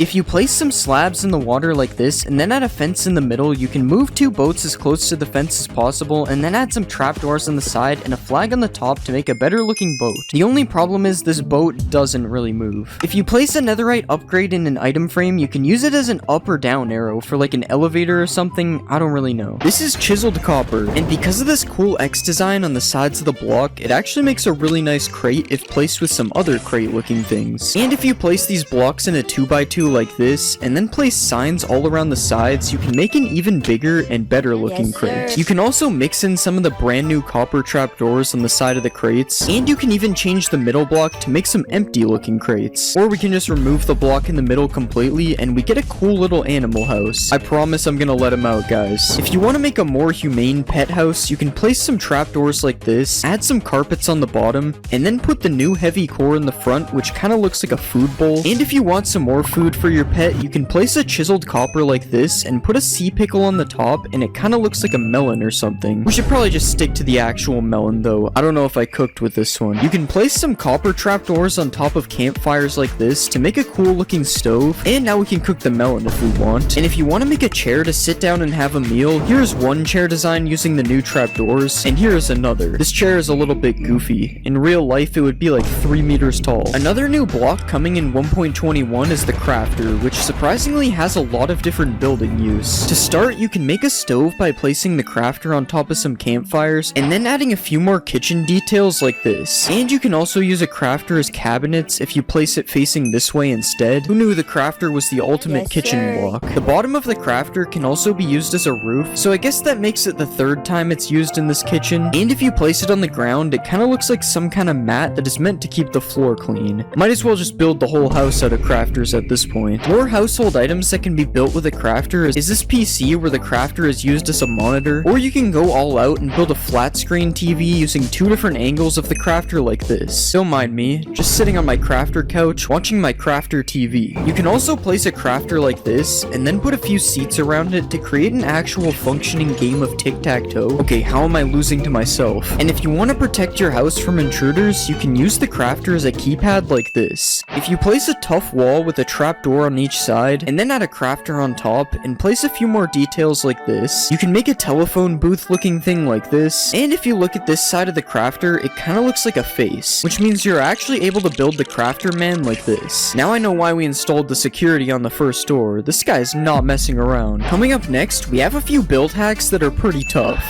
Tough bricks look kinda like stone bricks, so you can mix them together to make a nice looking pattern. Just like how chiseled tough and polished tough go together nicely if you place them on the floor. You can also use the top of chiseled tough bricks to make a really satisfying floor design like this. This is so cool, it almost looks like it's 3D. And if you take the side of regular chiseled tough and place it in a cave, it kinda looks like old transcriptions on the wall. This doesn't really work the same with chiseled tough bricks though, it kinda looks out of place. These brand new chiseled tough blocks can be used to make really nice looking pillars because of their unique designs, and if you want to make a fence out of tough walls, it actually looks really nice mixing them all together. You can even put one more block up on some parts like this, and then place a heavy core on top, and it kind of looks like a light that isn't on. If you pair the new tough walls with a few iron blocks like this, it looks like some kind of power station thing that would probably look good on top of a building or something. And I also found this robot guy you can make, which uses all the new blocks in the build, including the heavy cores for the eyes. I don't know why, but it kind of looks more like a frog than a robot. Speaking of heavy cores, the heavy core is actually a really useful block for builds. Well, it probably is for someone who actually knows how to build. But still, you can place it on top of a table like this, and it kind of looks like a mug or a thermos. And as we saw earlier, if you place it in an item frame, it kind of looks like eyes, which is especially scary if you just place it around a dark cave like this. I'd say I sure hope no one's watching me, but this is a video, so I hope you are. A mace is made from a heavy core, and it kind of looks like a utensil when it's placed on the table from earlier. And if you want to use the heavy cores as eyes without an item frame, I accidentally built this crab out of tough. You can also build this crab out of copper if you prefer your crabs to be cooked before you put eyes on them. Remember what we could have had instead of the armadillo. Now obviously our crab is pretty cursed, but there are some even more insane build hacks coming later in this video. But first we have these copper trees, which are just oak trees except the leaves are replaced with copper grates. And if you really want to 1.21ify this, you can replace the logs with a tough block of your choice to really make this look like a 100% real tree. You can also place a bunch of water beside your tree like this, and you can even make one of these water lilies with a copper trapdoor and a coral fan on top. Why is this thing called a brain coral fan? What is Minecraft hiding from us? Whatever they're hiding is probably in these pipes, which you can make out of copper trapdoors like this, and if you want to just make a bridge out of copper trapdoors, you can do that. Not really sure if this is a build hack though, it's just a bridge. Copper grates are really useful, as since they are see-through, you can use them to make windows like this. Guys, I swear I'm not in prison. And if you want to use them for something that looks less like you committed a crime, you can make some fences by mixing them with other copper blocks as well. You can also just switch the grates out for a trapdoor for a different window design, and this also works with the fences, although it looks a lot easier for trespassers to climb them now. The copper bulb is a new block that emits light, and you know what that means? Lamps. You can make this simple lamp design using either oxidized or normal copper plus some similar colored fences like this, or if you want to be fancier, you can place some copper blocks as a base like this, put a tough wall above it here, and then add some fences on top of the wall, and finally a slab, a trapdoor, and a bulb like this. Now this is a better looking lamp than the first one. But if you want to be even fancier, you can make a double lamp like this, and honestly I think this one is a little bit too overkill. I mean, why do we even need a third lantern in the middle? And with these lamps, you're probably going to want to add a road underneath them so that they have something to actually light up. And if you want to add a sewer entrance, you can move two of the stairs so that they are facing like this, and then add some copper grates underneath to look like a cool sewer entrance. Just make sure that you don't accidentally drop your phone in it. Now it's almost time for some cursed build hacks. But first we have this copper gear, which can be made using some of the new copper blocks, and if this gear is too much for you, you can shrink it down a bit like this if we remove the trapdoors. You can also place a copper block on the roof of a cave, and then place a wall and a fence underneath to make an artificial drip dripstone like this, and this actually comes in both colors as you can see, although the oxidized one looks more like an icicle than a dripstone. Another thing you can hang on the roof is a copper bulb like this to make another type of lamp, and if you want to build a copper staircase, you can now add some copper grates underneath the stairs and also put some copper trapdoors on the sides for more detail. If you want to add some scary windows to your house, you can use the new trial spawners as an ominous window design like this, and this can also be used as a fence design if you have some kind of haunted mansion or something. A trial spawner can also be used as a bird cage if you right click on it with a parrot spawn egg so it traps the bird inside. Of course this is except for the fire and the spinning and the fact that it spawns parrots. Okay, that one was kind of bad, I'm not gonna lie. An ominous key can kind of look like a painting of a tree if you place it in an item frame on the wall of your house. And another thing that can go in an item frame is a breeze rod paired with a blaze rod, which is meant to look like the hot and cold on a water tap. Something that's less of a build hack and more of a cool trick is this wind charge launcher, which you can make by angling 4 dispensers full of wind charges towards you. Okay, I don't know how it turned infinite, but I'm not complaining. It's kind of like a trampoline now. If you place some copper bulbs like this and then put some tuff in the middle, you can create a portal to the secret copper dimension. And now it's time to show you some absolutely cursed build hacks that should not be used ever, mainly because they're really stupid. First off, if you throw a wind charge and then use the new /tick freeze command, you can make a really cool smoke effect that you can use in your builds, although now the entire rest of the game is frozen, so this might not be that useful. You can also trap a bogged in some sand like this, and it will make it look like someone died while traveling the desert. When an armadillo rolls up into a ball, you can use this opportunity to use the armadillo as a soccer ball that you can even play with using a knockback sword like this. And a rolled up armadillo can also look like some boxes on the ground or on some shelves depending on where you place it. Just like earlier, if you put a bogged in some powdered snow, it will look like somebody died while traveling in the snow. The only problem with this one is that the bogged actually does die in the snow eventually. And finally, if you spawn a breeze in some water, it kinda looks like a jellyfish. Okay, yeah, that's enough cursed build hacks. That one was insanely stupid. This is a street drain that is built using the new copper grates as well as some tough blocks, and it's a shame that you can't waterlog the copper grates, as this would actually be really cool. And if you just place a copper bulb in the sky like this and add a lever underneath, it can look like one of those floating lanterns that are for Chinese New Year, I think. I'm probably wrong about that, don't get mad at me. You can also switch the copper bulb out for one of these frog lights like this, and then you can place either oxidized trapdoors or regular copper trapdoors on the outside for another one of these lamp designs as well. And now with these trapdoors, you can also use them as a curtain thing on the side of your windows instead of using them as windows like we did earlier. And if you want to make another lamp, like we haven't made enough already, we can place some of the new tough blocks like this and then put a copper bulb with copper trapdoors around it like this. And another weird lamp design I've seen is this copper bulb on top of a dragon egg with some buttons on it so you can actually turn it on and off. And somehow I forgot the fact that these new trapdoors can be used as railings on the side of like a factory upper level, and you can also place some copper grates to make a nice floor to go with the trapdoor railings as well. And we can finally make a power station using some of the blocks like this to complete our factory. For these next build hacks, I decided to go find them in the new structure, the trial chambers. And the first one is just using these copper grates as like an entry to a tunnel type of thing. You could also use these copper grates as like support beams on the roof, similar to how they are used in the structure here. And there are some really cool mixes of tough blocks used in the wall design of this structure, which isn't really a build hack, but it's still pretty useful to know. I also found out that you can actually waterlog these grates, which makes the street drain from earlier look a lot better now that I know this. And you can also build the face of a breeze like this if you ever wanted to do this, although I'm not really sure why you would. This combo of blocks looks pretty cool in the middle of a fountain, and you can use these trapdoors to make little hidden tunnels inside of your builds as well. The end of this tunnel looks pretty cool, especially with the X in the middle. It kind of looks like one of those things you have to turn to open a vault door. And probably my favorite Mojang approved build that I found is this secret room in the trial chambers, which isn't a build hack, but I just thought it was cool that I found a secret room. There's also another secret room. This is so cool. And that concludes the trial chambers build hacks. I'm honestly surprised I even found any. Now that we've seen all these different build hacks, it's time to put my skills to the test, because in the next 20 minutes, I'm going to be building a house using only 1.21 blocks. I started by making an outline out of only copper blocks, mixing some chiseled copper and trapdoors in as well. And then I started building a wall using all different types of tuff, kind of like how they do it in the trial chambers. I then built a roof using more of these copper blocks, and once I finished the outline of the house, this is what it looked like. I'm surprised this even looks good. Next, I added some windows out of the copper grates with trapdoors on the side, and I used the new tough slabs and walls to add a little bit more detail to the front of the house. We'll just pretend I did this on the other sides as well. Now let's fill in the floor with one of the tough patterns from earlier, and I'm also going to add a staircase using the new copper grates underneath, and the trapdoors will act as railings as well. Next, I decked out the bottom floor with some of the crafter build hacks from earlier, and then I built a crafter TV on the top floor like this. To finally give the outside a bit of detail, I added some copper bulb lamps like this, and then I made a road like we saw earlier so I could use this storm drain build hack. Then finally I added some detail that doesn't use 1.21 blocks, but it just makes the house look a little bit nicer overall. Yeah, I guess the 1.21 blocks are actually really useful. I somehow made a house that looks really good. Also, the different copper blocks are intentional. I definitely didn't use normal copper instead of waxed by accident. This is water in the nether, this is the old walking animation, and this is me punch shearing a sheep. Minecraft has had hundreds of updates and lots of things have changed throughout that time, so today I'm going to be showing you 28 old Minecraft things that you didn't know exist. Everybody knows that leather armor is the most useless armor in the game, but did you know that leather armor isn't even leather armor? In the early versions of Minecraft, leather hadn't been added to the game yet, so players would instead have to craft this armor using wool blocks that you obtained by punching sheep and turning them bald. This armor was eventually replaced with leather armor, but the texture remained the same, meaning the armor you wear today might not be what you think. Speaking of weird armor things, did you know that Minecraft's old armor system actually worked a lot differently? To start off, armor used to absorb all types of damage, including fall damage, meaning you could jump off of a massive mountain and survive wearing full leather armor. But you also might have noticed that I have 10 armor bars wearing leather armor. How is that possible? Well, prior to beta 1.6, all armor actually provided the same amount of protection, and the amount of armor bars you had was actually reflected by the amount of durability left on your armor. This meant that the only actual difference between leather and diamond armor was how fast it breaks, which in Minecraft Alpha was pretty fast. When thinking of the most iconic Minecraft item, you probably think of diamonds, but what if I told you that diamonds weren't even diamonds when they were first added to Minecraft? When Notch first added diamonds to Minecraft, he decided it would be a good idea to refer to them as emeralds instead of diamonds. Maybe this is why villagers have been after them this whole time. In the early versions of Minecraft, creepers never used to explode. Well, kinda. In the in-dev stages of the game, creepers existed as a hostile mob, but they would just melee attack you instead of explode. Don't let this fool you though, as for some reason they still exploded upon killing them. In Minecraft there are many structures, such as villages, shipwrecks, and even woodland mansions. But there is actually a structure that came before all of these, a structure that no longer exists today. When creating a world in the in-dev versions of Minecraft, you would spawn inside of a starter house that was located in the center of the world. The starter house was made up of wooden planks and stone like this, but in older versions it was just a big mossy cobblestone house. The house was filled to the brim with a bunch of chests, and each chest contained a stack of every item in the game. This seems pretty OP, and we can see why it doesn't exist today. Speaking of structures, when you think of villages, you usually think of villagers. The iconic Minecraft mob, which you can kidnap, take advantage of its self-scamming trades, and even enslave it to create a civilization. But did you know that when villages were first added to the game, there were actually no villagers to go with them? Just an eerie ghost town in the middle of nowhere. You've probably milked a cow in Minecraft before, maybe even a mushroom cow if you were looking for some soup. But I bet you've never milked a squid before, and that's because you were only able to milk squids for a short amount of time in beta 1.2 before Mojang later removed this feature.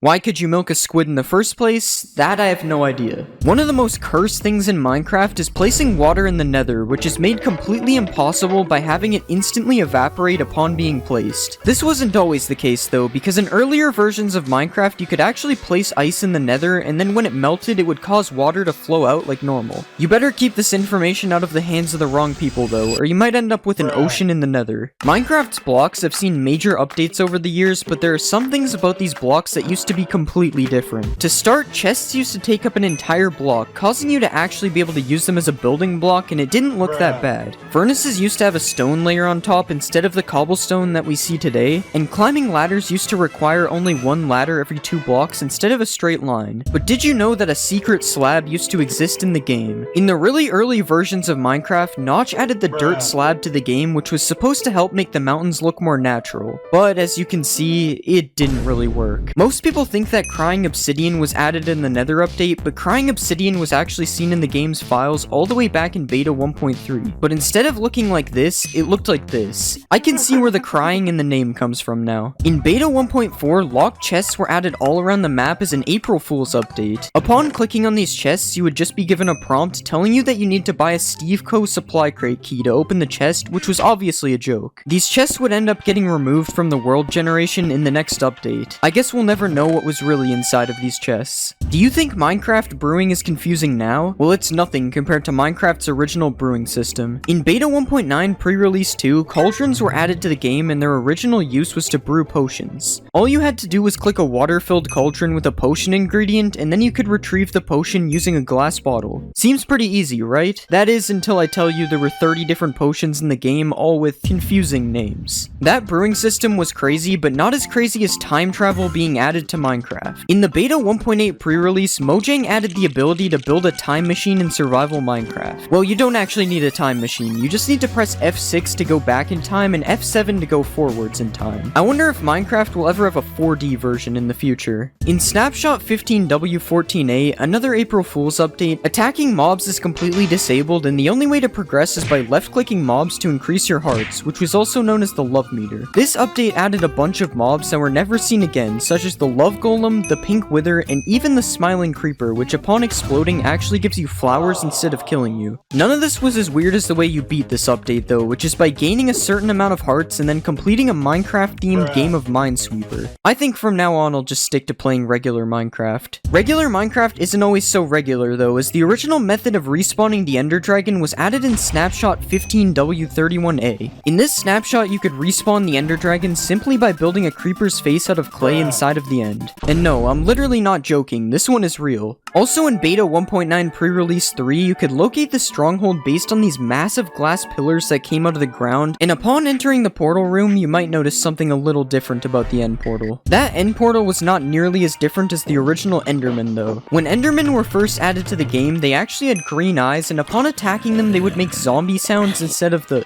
sound that they make today. To make things even worse, instead of mining for diamonds, originally you could just farm Endermen to make your diamond tools instead. This is completely overpowered as long as you don't run into the white Enderman. This is a fishing rod, and this is a fishing rod being used in PvP, but did you know that when Minecraft first added the fishing rod, it actually looked like this and was completely useless? The only thing that you could do with it was stack as many of them on top of each other as you wanted. Crazy to see how far this game has come. Food in Minecraft used to be a lot different, as there was no hunger bar, meaning food would be used to instantly heal your hearts instead. When eating food, you didn't even have to wait for the animation to finish, as there was no animation. The food just instantly disappeared like you were Matt Stoney. The one downside to this though was that the food was not stackable. This meant that in order to stay alive while caving, you had to fill half your inventory up with food, allowing you to only have a little bit of space left for collecting ores. This made everything so much slower, especially because you can't sprint in these versions. You might have heard of the Aether mod, which is probably one of Minecraft's most famous mods, but did you know that Notch almost made this mod a reality?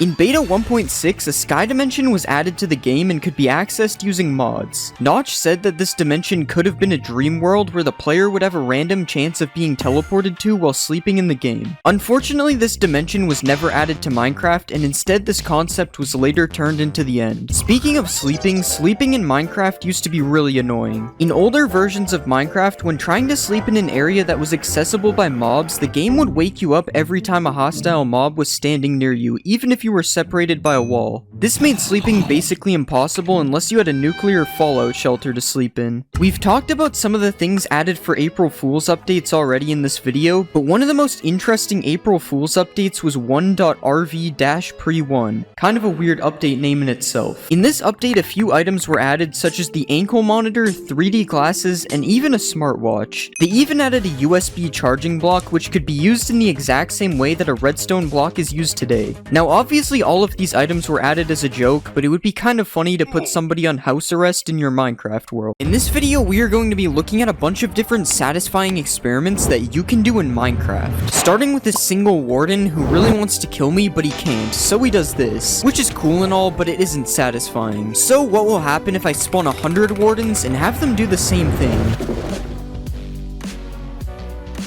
Oh my god, I'm pretty sure I went so high that it bounced me. And sure, that was satisfying, but not as satisfying as cutting down bamboo in this bamboo-only world, which I actually can't stop doing. And what's even more insane is watching this from above, just like covering the entire world in Skulk, which you can do with the help of a couple million Ravagers and a Skulk Catalyst. And now we wait as the entire world turns into Skulk. Wait, I wonder what would happen if I added even more of these. Okay, I think I broke it. There's a literal Ravager fountain coming from the sky. Oh my god. This is a chest full of random materials, which if placed a bunch of times like this, you can break all the chests and watch all the items fall out, which looks pretty nice. But the best part of this isn't the items falling, it's picking them up, which sounds super satisfying. I could literally do this for hours. Something else you can do is place a bunch of shulkers full of netherite above a lava pool, and then when you break them, this happens. And if you use a command block to place an infinite block like this, and then you use another command block to give yourself a 1 durability pickaxe every tick, you can infinitely break pickaxes, which makes this very satisfying sound. Uh-oh, I think I'm sick. I'm throwing up pickaxes. This is working quicksand in Minecraft, which can be made using this secret formula. First, you place some soul sand on the bottom, then you place some water above, and then you place some cobwebs on top of all that, and after that, you need to just place some sand on top that's ready to be dropped in. And now you can drop the sand and watch it all fall into place, which is pretty satisfying. After that, you have a working quicksand that you can't escape. But that's not the most satisfying part. If you remove the cobwebs like this, and then drop some more sand on the top, you can make this really cool bubbling effect, which looks like it doesn't even belong in the game. This effect can also be used in a square like this, which looks pretty nice, especially when all the sand and gravel breaks at the end. Or you can drop a line of sand and gravel like this, which kind of looks like a worm when it first drops. Another thing I found that looks pretty cool is this concrete powder turning to concrete like this, and I also tried it in a line, which looks pretty nice as well. This is a village that has a massive amount of dripstone above it, which is already kind of cool to look at, and I'm going to be dropping the dripstone on the village using this machine here. Oh my god, I think my PC is going to explode. Hopefully it looks good on replay, because I literally can't see anything. Okay, somehow we actually had a couple of survivors this time, but I'm going to add a layer of anvils, sand, and gravel to drop on the village as well. And now let's spawn Timothy. Hopefully he survives. Okay, first let's drop the anvils. That was much less laggy. Now let's add some sand. It's looking like Bikini Bottom down there. And finally the gravel. Okay, there's no way Timothy survived all that. Oh wait, he's actually right here. Honestly, doing that had me feeling like I was 9 years old again, so let's try some things we all did as kids in Minecraft. First, I'm going to be burning down a forest. Okay, this is taking forever. I guess I have to do it the old-fashioned way. Now that's some good forest burning. What about blowing up a ton of TNT? I think this was a mistake. If you make a box like this, and then place a repeating command block to spawn zombies, you can make an infinitely dying zombie. That's not what I meant to do. What you can actually do is spawn a bunch of zombies inside of the box, and then you can kill them all with a sweeping edge 100 sword, and it's honestly pretty satisfying. I wonder what happens if we make the box even bigger. Okay, that was so much better. Another satisfying way to kill a bunch of mobs is with a piercing crossbow. But this crossbow isn't gonna cut it. It only killed 4 of them. We need a max piercing crossbow. Alright, and let's kill the villagers in 3, 2, 1... Okay, it didn't reach the end, but we'll just pretend it did. What happens if you break these plants that go up to sky limit? It's literally raining twisted vines. Now let's do the cactus. Okay, that one actually looked kind of nice. What about the sugar cane? Whatever this thing is. And finally, bamboo. Bamboo definitely has my favorite sound out of these. But something that might sound better is a massive dripstone hitting the ground. Okay, let's just use this genius redstone timer to make sure we don't miss the sound. And now we fall all the way to the bottom. I like how it just gets faster the more that fall. Apparently if you place a bunch of end crystals inside of each other, it looks really satisfying. But it doesn't seem to be working for me, so I guess we have to use a command block. I think we placed them on the wrong block, but it's definitely working. This thing actually looks so cool. I can't believe this is in Minecraft. Wait, I wonder what happens if we touch it. For this next one, let's build a giant cactus farm. And yeah, that's pretty much it. Just watching them pop up all over the place is really satisfying. Another satisfying thing we can do is place skulk sensors in a row like this, and then we can fill all the empty slots up with TNT. And now finally, if we drop an item on it, it makes this really cool pulsing effect. Oh yeah, I forgot it would all blow up. For this next experiment, we are going to need a massive pyramid, so let's build that. Okay, that literally took me almost 30 minutes and I didn't even finish it. But now what we can do is place water in the middle and watch it all flow down the pyramid. Was that worth the 30-minute wait? Probably not. We can also drain all the water as well, but it's definitely not as satisfying as watching it flow down the pyramid. Earlier, we dropped a bunch of anvils on a village, but I wonder what it would look like if we dropped it on a regular world. Okay, it kind of just started. I didn't mean for that to happen. But yeah, that was still pretty cool. Now let's take a break from experiments and check out some of the most satisfying maps in Minecraft. These are 7 colored rings made by Bosca Winks, and when you fly through them one after another, it's actually really cool to look at. Just like this massive spiral made by Amy Oak, which looks especially cool if you fly through it with an elytra like this. This is an island in the shape of a Mobius strip that was also made by Amy Oak, which I honestly have no idea how it works, but it's definitely really satisfying to look at. And another thing that I don't understand is this Penrose triangle made by Aliscata, which also looks really cool from far away. Wait, I wonder what will happen if I turn it to sand. These next 3 builds were made by Adamax EP, and these are more like illusions, but they are still really satisfying to look at, especially this one, which will probably make you dizzy if you spin fast enough. If you put a Jeb name tag on a sheep, it makes it rainbow. So I wonder what will happen if I make a big pit and fill it with Jeb sheep. This is pretty normal. I see this every day in survival. Okay, now this is insane. You can barely even tell that there are sheep in the hole. Next, let's create a sand-only world and see what happens. Oh wait, I have to break the block first. There's a short amount of time before it becomes way too laggy. So now let's make it laggier with concrete. This would probably look so cool if it wasn't a slideshow. Next, I decided to make a sapling-only world, and watching them grow was actually really satisfying. I can't move on until all the holes are filled. Another experiment similar to this idea is making a drip leaf-only world. I honestly had no idea what would happen with this one, but it's probably one of my favorites so far. And the last world I made was a cactus-only world, but it didn't really go well, so we'll just move on. If you place 2 slabs like this, and then you push them together with a piston, you can make an illegal slab. So I wonder what it would look like if we copied the build a bunch of times to make a wall of illegal slabs. Honestly, I'm not sure if this is satisfying, but it's definitely pretty cool, and also really laggy. Picking up a ton of XP can also be pretty satisfying. Okay, it just won't stop. It's been doing this for like 5 minutes. And for the last experiment, I decided to put some bees in a nest. A lot of bees. Okay, if we set it to day, they should all come out at the same time. Oh my god. Yeah, I don't even know if that was satisfying. It's kind of unsettling, actually. If you could go back 14 years in time, what would you do? If you answered load up Minecraft and play some old mods, what are you doing? You can do that right now. For the next 100 days, I'm playing Minecraft's oldest mods. Some of the most recognizable mods in Minecraft history, and some of the most forgotten ones. And it all begins on beta 1.7.3. The mods I'm playing are from a mod pack called Mango Pack, and I'm gonna be introducing a new mod every 5 days, starting with the Aether. This is not the Aether, I know, but we have to go here first. The Aether. That only took a whole day. Now the Aether's a pretty big mod, but I have a plan to finish this thing in 5 days. We got a lot of other mods to play, and I can't be wasting time, so it's time for the plan. We're gonna need to dismantle our portal, you'll see why. 9 of this purple stuff, golden slime, and a bunny? We don't need those things. What we do need is to find the Cube Man, aka Barrett-Tacken the Slider. He's honestly the worst boss out of the 3. The only requirement to beating this boss is having thumbs, and having 3 Zanite pickaxes, because you can only hit him with a pickaxe, and you go through 2 of them before you kill him. That is the first boss of the Aether complete. Honestly, if you've ever died to this cube, you gotta go out to Best Buy and buy a monitor. Every boss you kill in the Aether gives you a key. This is the bronze key. It opens a bronze chest, Phoenix bow, the hammer of Notch, and an agility cape. Looks like we got some new drip. The agility cape makes you walk up blocks like this, and the other stuff I got, I have no idea what it does, and I don't give a f. All I care about is finding the next boss. I keep telling people to subscribe to the channel. They be like, I'ma do it when pigs fly.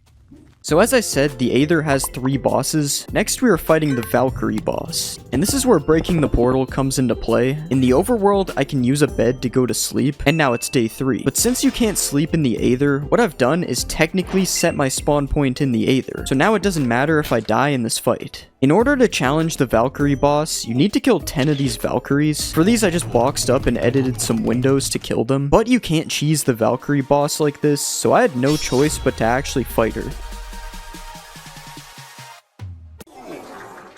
This boss is only hard because it randomly teleports on you. That's how I died while fighting it. But the portal strat goes crazy because I can just start the fight again and she's on the same health. Like, the bosses just stay the same health even if you die. That's a super deserved boss win right there. This is the loot I got from the chest. Nothing too cool, but when I went back to the front of the dungeon, the chest that I put most of my stuff in just vanished. So on day 4, I went through a little bit of a reset, but that was fine because I'm still only on day 4. The final Aether boss is the Lava Iron Golem, aka one of the words from that Roblox spelling game. This is considered the hardest boss in the Aether according to the dungeon ratings. The Cube was the bronze boss, the Valkyrie was the silver boss, and this is the gold boss.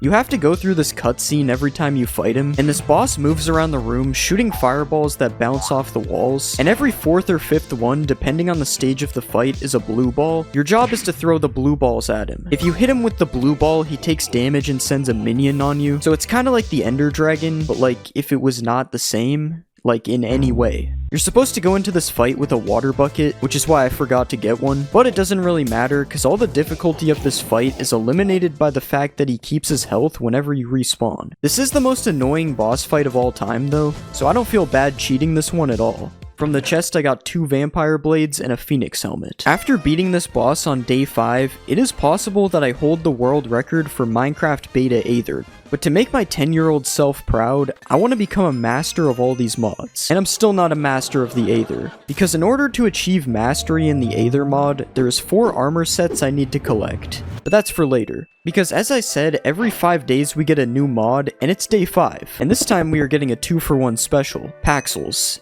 If you don't know what that is, it's pretty much a tool that mines everything made with an axe, a pickaxe, and a shovel. The goal right now is to get a diamond Paxel. We also need a diamond for the other mod, which I'll show you when we get it. But first, on day 6, we have to walk to a place that's going to be our base. I found out that the vampire sword I have heals you whenever you hit something, and my phoenix helmet turned into an obsidian helmet because I went into water. It's fine though, because we also need to collect full obsidian armor. On my walk, I saw some of the old cows, and this walk took so long that it started to turn nighttime. I have to inform you that I'm cheating and using a mod to turn up my brightness. It's for the video, because this is what it looks like without it. But seriously, I don't think you understand what I had to go through to find a mod that actually works for this. Some of these people are insane. Alright, we made it. This is where we're going to build our base. I don't know if you recognize it. Maybe you recognize it now? Okay, let me just show you. It's this. It's the mountain from the texture pack thing. On day 7, I started cracking open a mine underneath the base. This is true old Minecraft tradition. You got a staircase under the base. I found iron, made an iron Paxel. Going up the staircase is so nice with this cape. Then I just accidentally uncovered some diamonds while starting to strip mine. I promise I did an X-ray. This video's not that OG.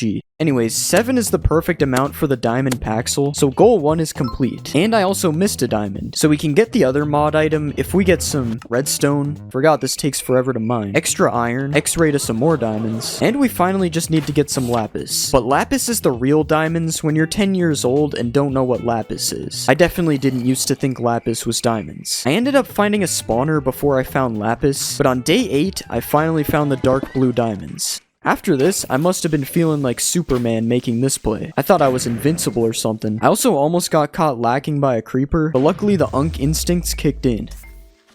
The creeper is swimming over to me. Is this some kind of revenge? Day 9, I finally get to show you the second mod. It's a portal gun. If you don't know what a portal gun is, I think it's a little bit faster than walking everywhere. On this day, I traveled back out to where my Aether portal was, took the whole thing apart so I can move it later, and I made an Aether Paxel because I'm able to do that. The one thing I didn't tell you about this video yet is that I'm doing the whole 100 days in one sitting. I am currently 2.5 hours in, on day 9. So this is... yeah. Wake your ass up because it's time to go beast mode. Day 10 is new mod day, but it's not really. What? What? Let me explain it to you. This mod pack actually brings some features from even older versions to beta 1.7.3. Example, climbing gapped ladders. Example 2, triple chest.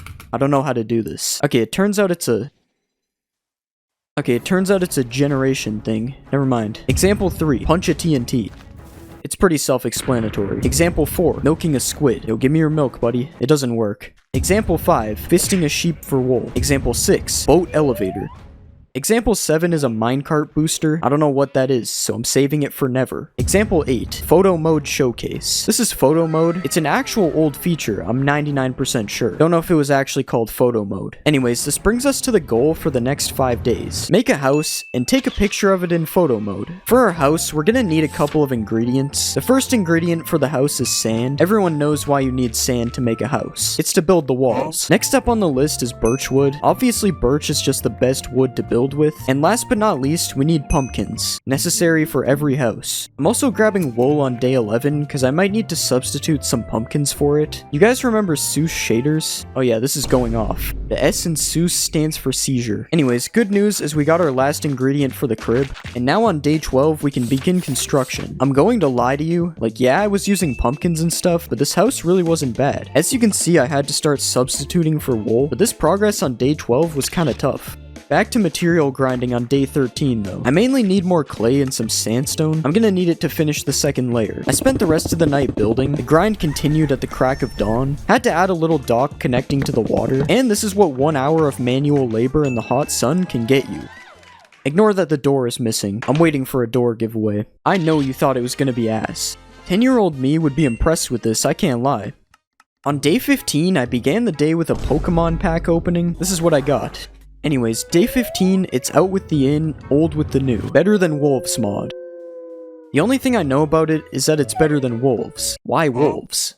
We have 7 objectives to complete in this mod, and for the first one we need to hoe dirt, because hoeing dirt in beta gives you seeds, and in Better Than Wolves you can get hemp seeds. After that we can make a Better Than farm for hemp in front of the house. The fences stop you from trampling the crops, somehow. If you want to bone meal hemp, that's banned, but it doesn't matter right now. We just need wheat. And then we can start our first Better Than objective, cooking. This is a millstone, and I have to use a hand crank to turn wheat into flour with it. After that, we can put flour into a cauldron, but a cauldron needs fire to cook, not a hand crank. Obviously. Who would think that? Everyone knows I'm the dumbass who thought that. It's right there on the screen, 4K. I spent the rest of the day digging an area to put the cauldron, and on day 16, somehow it turned into this big hole. Okay, I had to kill 2 birds with 1 stone. I need netherrack to keep the fire under the cauldron going, so I might as well build a portal room while we're at it. The extra nether portal is, for something. You'll see. I got netherrack while being shot at by the entire US military, but then when I went back through the portal, it took me somewhere offshore. I don't know where this is, but I broke the portal to make sure it never happens again. I had to Uber back to the crib, but we got our cauldron area set up. Now I cook some flour, and boom! I'll give you 5 big justices. We're sorry about your brother that passed away. Nah, but seriously, it just took me 2 days to make donuts. Also, remember I started growing hemp on day 15? Turns out I didn't. And if you're wondering why the hemp even matters, it's the main thing I need for like everything else in this mod. Like rope down thingy, which is our next objective, it requires hemp, and lots of it. So here I am breaking soul sand, because I guess I need that for something. Anyways, the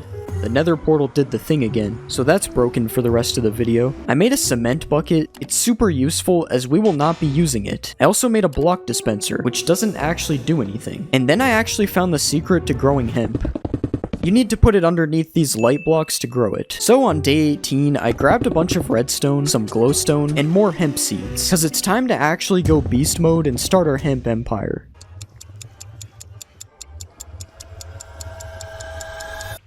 Never mind, hemp's gonna take 30 business days to grow. So on day 19, while we await hemp, it's a good thing to note that I am almost 5 hours into recording, which is proof that I'm going to be awake forever. I found a wolf that was going tweak mode on this day, so I gave him some bones. We need the dog to poop for some features in Better Than Wolves. Like, I'm not even joking. I couldn't make that up if I wanted to. Anyways, I don't remember when we got this door with an obsidian pressure plate, but getting the dogs in here was really simple and really easy. A couple minutes later, we had dog poop. Combine dog poop with food, you get poopy food. Combine dog poop with leather, and you get nothing. That's because we need to hand crank the leather into light leather. I don't know what it's actually called. Then you combine it with poo to make tanned leather. Evolution. Anyways, that's 5 days of trying to explain Better Than Wolves, and we haven't even started Objective 2. Little did I know you need to have a degree in this mod to play it. Day 20, it's time for a food break. Since we're doing a little Minecraft sleepover here, I got a pizza because that's like tier 1 sleepover food. Also, I think the guy that I installed a secret camera on his PC knows I'm watching him. Everyone knows day 20 is a new mod day, and this day is another 2-for-1 special. First off, we got the Clay Soldiers mod. Now, I'm not gonna play with the Clay Soldiers like I'm a 5-year-old. I'm gonna play with it like I'm a father of 4 blue-collar worker. I got money on blue. Come on, blue. God damn it, bro. Looks like I gotta sell the kids. On day 20, I made the decision to expand the hemp farm even more, but I needed more seeds and my hoe was gonna break. Now we got hoes. You're probably wondering what the other mod is. It's more creeps and weirdos. It adds mobs like this to the game. Yeah, you gotta go, bro. What the f- Anyways, I spent the rest of the day on the seeds, met a draft, then I prepared the furnaces for making 40 light blocks. I got my first 3 pieces of hemp on day 21. For my next objective, I need 6 rope, and I thought this was rope, but no, it's actually hemp fibers, and to make 1 rope, you need 6 of them. At this point, I was about to try to DoorDash some hemp. That's why we're going big on the hemp farm today. Look, I installed the entire zoo. What is this thing, bro? Oh, it's gone. That's the whole hemp farm complete. It's an endgame hemp farm, as it should get us all the hemp we need for better than wolves. So on day 22, I used the extra hemp we have to make our first 2 pieces of rope. And today was just kind of a random day. All I can do is wait for the hemp to grow, so I hit the mines looking for diamonds. And on day 23, I left the casino empty-handed. But our first hemp in the new farm had fully grown. Apparently hemp grows faster underground. That would have been good to know before. Anyways, now we have 5 ropes, so only 1 more to go. I did some chest org for the rest of the day, and that's literally all I did. But day 24 is the most eventful day ever, because I crafted an axle. And I didn't realize it, but the axle has nothing to do with this objective. All we needed was this thing, and we can put rope on it. So we never actually needed 6 rope. The rope also doesn't work to go down to the portal area, so I just had to put it on the back of the house instead. Wow, what a great objective. Anyways, objective 3 requires me to cut wood with a cutter. But unfortunately, the cutter doesn't work unless you have a windmill. Getting a windmill is also one of the objectives, but it's going to take all 40 of the hemp we have growing to make it. So pretty much we're progression locked until we get a windmill.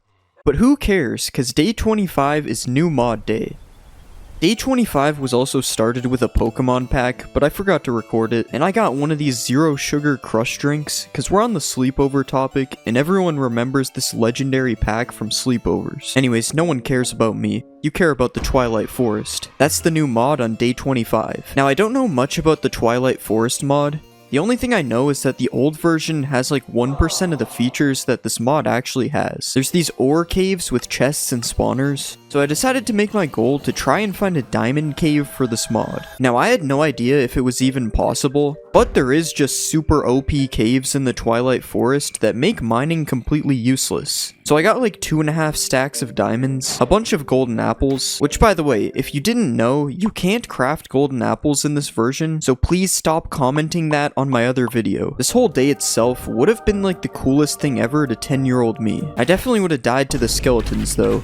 Anyways, that's the end of the Twilight Forest for now. It's time to hit the oil rig. No days off on Better Than Wolves. Never mind. Actually, we're waiting for hemp to get a windmill, so we can't do anything. But we are gonna need like a place to put the windmill, so I nominated myself to help collect resources for this expansion. The Orange House DLC will contain birch logs, army troops defending the shores, more birch wood. That's all I got so far. On day 27, I put the birch wood to use. This is the outline for the windmill building. I now had to collect materials to actually build it. There's no shortage of creeps and weirdos. Yo! Speaking of creeps and weirdos, I got into a weird side quest here. I was supposed to take this kid to the Lollipop Man, but he just evaporated when I used the portal gun. So yeah, I don't know. Anyways, I started a little bit of building, but then I found the kid again. So I started taking him to the Lollipop Man. I got robbed, and then I safely brought him to the Lollipop Man. Most normal day in old Minecraft mods. This is also the most unnecessary sound effect. I got my Paxel back from the robber, then I spent the rest of the day gathering materials, cause I guess I didn't do that earlier. And on day 28, construction begins. This isn't a government construction project, so I actually had to get it done quickly, but I really don't know how I thought a whole windmill was going to fit in this tiny area. This is reinforced by the fact that on day 29, I could not fit the windmill in the spot. Keep in mind, they are friggin' huge. So huge that I had to ruin the entire build to fit the windmill. But we're locked in crazy, cause that is 3 out of 7 Better Than Wolves objectives complete. Only took 14 days.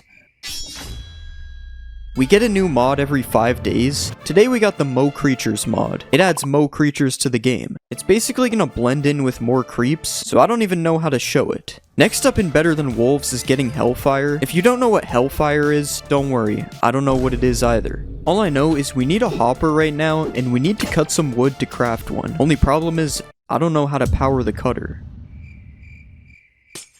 What?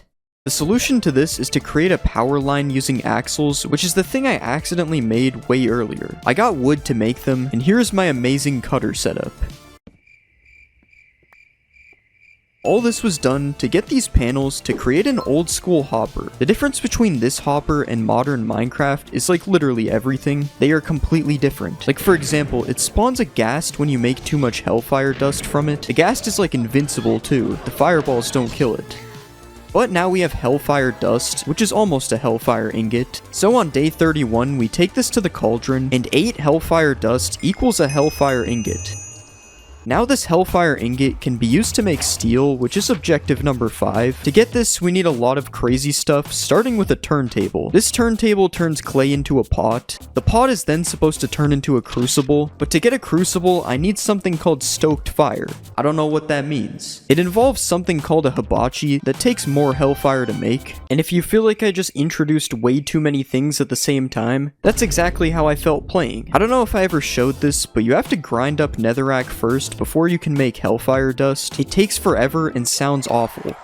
We also got sharks now. The rest of the day is legitimately just this. And on day 33, I went to the nether to start grinding hellfire dust. I did this in case a ghast spawned. Anyways, after all that, we got 3 hellfire ingots. And so we can craft a hibachi, but this is where Better Than Wolves turns worse than wolves, I'm not gonna lie. Cause to make a crucible, I needed a thing called a kiln. Now first off, I didn't even know how to light the hibachi. I needed to make this thing called a bellow for some reason. This is the only good part of the day. I found a duck. Now that we have the bellow, it kind of like doesn't do anything. And there was an easy solution for all of this, but I was just misunderstanding it. I was low-key kind of done with Better Than Wolves though. I thought I needed power from the windmill in order to light this. So on day 34, I wrote, I give up, bro. It's gonna burn the whole house down if I put it on the top. And instead, I took a Minecraft beach day. Honestly, I get nightmares from Better Than Wolves. I have PTSD from this mod. So for the next few days, I was happy to say we are taking a break from Better Than Wolves. Instead, I decided to chill on the beach. This is max level unemployment. Guess what though? We got Pokemon packs. I gotta just retire from trying to do this. I am so shit at showing the packs. No pulls anyways. And now we spend the rest of the day watching the random animals in the water. Shout out Mo Creatures. Also saw the Rizzler at the end of the day, so that was cool. People love to ask me how I spend my day after taking paid time off from Better Than Wolves. I like to craft an airship. You would think the airship mod is going to be another grind mod, but it's just not. It's super easy to make. I was getting wool for the rest of the day for something that's not an airship, but on day 36, I was ready to hit the skies. After getting this horrible potion effect from a Moa, it literally takes control of the keyboard from you. Guess what? I have an airship, and I literally have no idea how to fly it. Turns out we need fuel to keep this thing afloat. But yeah, I figured that out pretty quickly. Anyways, rest in peace to the airship. I thought right-clicking would let me shoot arrows. Yeah, we're not getting that thing back. Honestly, who even cares about the airship though? We have this old wool color, and I'm filling the entire island in with this color of wool. And that's a stack of wool. Right there. We need more wool. I don't even know what happened here, but then I spent the rest of the day wool hunting. And I wool hunted on day 37. You're probably gonna ask why I'm filling the ground in with blue wool. Same reason I built the house out of pumpkins. But yeah, after a day of experiencing some weird mobs, we only had 39 wool, which means we needed to bring out the methods on day 38. The overworld is absolutely polluted with random mobs from the mods, so I can't find any sheep. There are no random mobs in the Twilight Forest. No random mobs equals more sheep, and that's literally the method. This is also the best place to get lapis, which is what we need to dye the wool. It's also the perfect place to get shot by skeletons off the lapis. This is the haul we left with after day 39. Enough to finish the island, but we're not finishing the island, cause it's mod day. Today is the Balkans, Muskets, and Dynamite mod, but first I lied, we're filling in the island. I lied again, we don't even have enough to finish the island. But is it considered lying if you're bending the truth? Is it considered lying if you're just lying? This is a musket at work. It's not very good. So now we just need to get a piece of TNT to make dynamite. I fought the most stupid mob ever on this night. This thing has more health than the Ender Dragon, and it only drops a golden apple. I also killed this thing. And at the end of the night, I found enough gunpowder for a TNT. What the f*** is an industrial TNT? On day 41, I had to get more gunpowder for an industrial TNT. Bro! I don't even know what I was doing there, but in this version, there is no way to get this TNT back. So yeah, welcome to the NYC subway tunnels. We need 15 gunpowder to leave.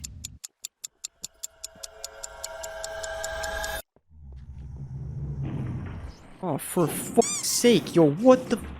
So now we've got our industrial TNT. I don't even want to know what kind of damage it does. And we did all that for this lame-ass explosion. So on day 42, it was time to go back to the Wool Project. I fought the Mafia boss. Not there. Ooh, right in the chop. Put in some work on the floor. And finally by day 43, we had the perfect Minecraft island. Yeah, this looks stupid. But you still haven't seen the final form. Give it time. Don't even ask what I was doing on day 44. I don't even know what I was doing. I'm not gonna lie, when you play 100 days of Minecraft with no breaks, you wind up not remembering 90% of the things you did. But these next 5 days, I will remember forever. Cause we're finally back to Better Than Wolves. Swear I heard the Dracula theme song in my head.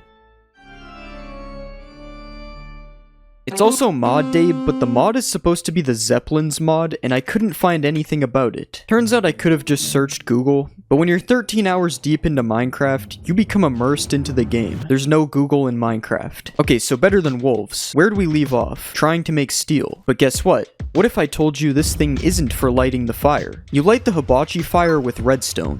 So that's one of the top 5 dumbest moments. Anyways, on day 46, we got a water wheel. That was one of the objectives. And now it's time to steal. If you're wondering what the bellow thing is for, I pretty much just hand crank it to stoke the fire. We can turn coal into coal dust, then it's coal dust, 3 iron, and a hellfire ingot to make steel. That was it. That was where we quit. But thankfully now we only have one more Better Than Wolves objective left. Anvil. That's not the objective. Making steel tools and armor actually is. And you're probably wondering why I just skipped a whole 2 days. This is what the last 2 days look like. But we are finally done with Better Than Wolves, which is why the Better Than Wolves professor showed up. Nah, I actually have no idea what mod this is from, but he was causing problems, so I got rid of him. Not gonna lie, I fully thought that was gonna be Herobrine. The funny thing about Better Than Wolves is in modern day, it is now considered the hardest Minecraft mod of all time. They somehow managed to make this mod 50 times worse in the future. Anyways, we are now 80% of the way to making my 10-year-old self proud. We really need those armors though. He's not very happy. At the end of day 49, I got scammed by Pokemon again. I only have one more pack left, so we're saving it for a better occasion. Oh yeah, I also tested this steel battle axe at the end of the day. No idea if it's good or not. Day 50, day 50, day 50. If I say it 3 times, it appears. This update day adds elemental arrows. There's a lightning arrow, egg arrow, ice arrow, fire arrow, and explosive arrow. We're gonna get them all. We can already make fire and lightning, but we need to get some stuff for the other ones. A snowball, waiting 7 years for chickens to lay an egg, and creeper powder from a gun. Shout out to the snow tigers camping above me. Anyways, I now have all the arrows, but I never tried shooting the arrows. What was the point of all that? For the next few days, I got a job as an exterior designer. I'm taking this place to a whole other level. We're gonna be decorating the island with random aether blocks. So on day 51, I got started with the decoration. We're adding different sand, trees made of clouds, blue stuff all over the place that bounces you for no reason and is super annoying. But that's where we're at on day 53. We got some kind of base. Don't know what's going on in the bottom right. On day 54, I got productive. I was actually watching 22 Jump Street. But it's part of the nostalgia experience, because that movie came out when I was like 11. So it's actually part of the mod pack. The same mod pack where you can tame a wiener wolf. Me when I also killed the... On this day, don't ask me what this is. Yeah, that's a day in the life. Day 55 is mod day, and I pretty much added every mod from the pack that I haven't added yet. So basically a bunch of evil mods got added, like Industrial Craft 2. These mods probably make Better Than Wolves look like Weenie Hut Juniors, so we're not gonna play them.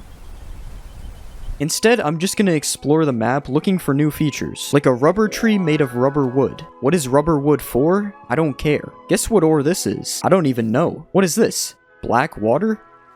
These industrial mods had a world gen option, and honestly I was expecting something cool, but it just adds essential items to play the mods, which is why on day 56 I was excited to hear this. Attention. There is a battle castle near your position. I had just been drafted to the Hunger Games. Nah, it's actually a more creeps and weirdos structure. A castle, filled with weird mobs, Oh, that tickles a little. strange loot, and a king at the top of the castle. Definitely the weirdest place I've been. On day 57, I put all this weird loot away in a chest, except for the cookies, because you can use them to tame a camel. Slightly different than how it works in 1.21. Oh yeah, my wiener dog also passed away today. Rest in peace. I don't feel bad, I was gonna eat him anyway. Now that we've been through the entire mod list, it's finally time to do what I said I was gonna do on day 5. Aether armor sets.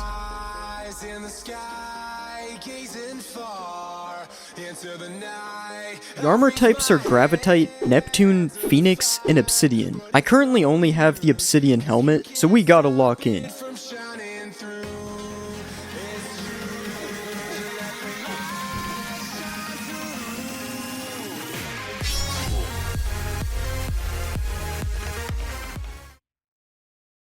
I still only have the Obsidian helmet, and it took a whole day, and a whole set of armor to do that boss fight. Good thing the Twilight Forest exists. Another day, another Valkyrie dungeon. Neptune boots.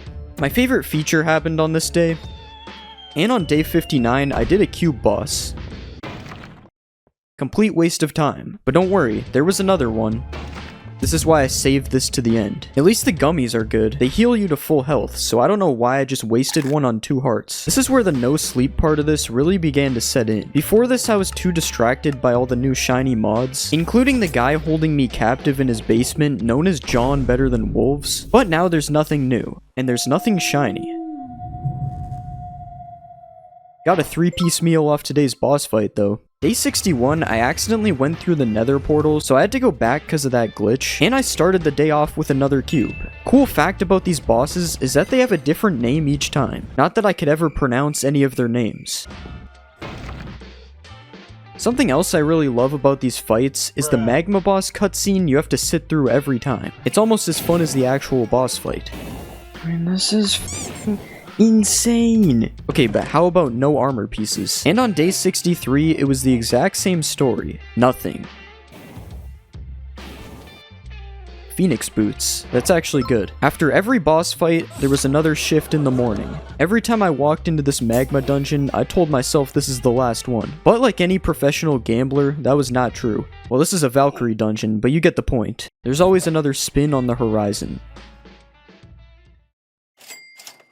On day 66, I was in the Twilight Forest trying to get more armor. Day 67, I was getting that armor. And on day 68, I'm still getting armor? I don't know how it took me that long. And the rest of the day, I fought big rats in the nether.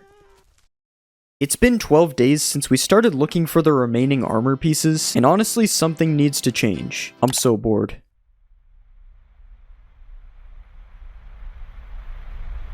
Now we're really back. If you don't know what this is my old world from when I was a kid. It has a McDonald's, a WickDonald's, an attempted copy at Ant Venom's old survival series base. Can't even afford a nether portal. Anyways, I was hoping this world would have the answer to what I should do. Should I keep grinding armor or do something super cool that you're gonna tell me to do? The world cannot speak, so I got no answer. On day 71, I decided to start a fishing YouTube channel.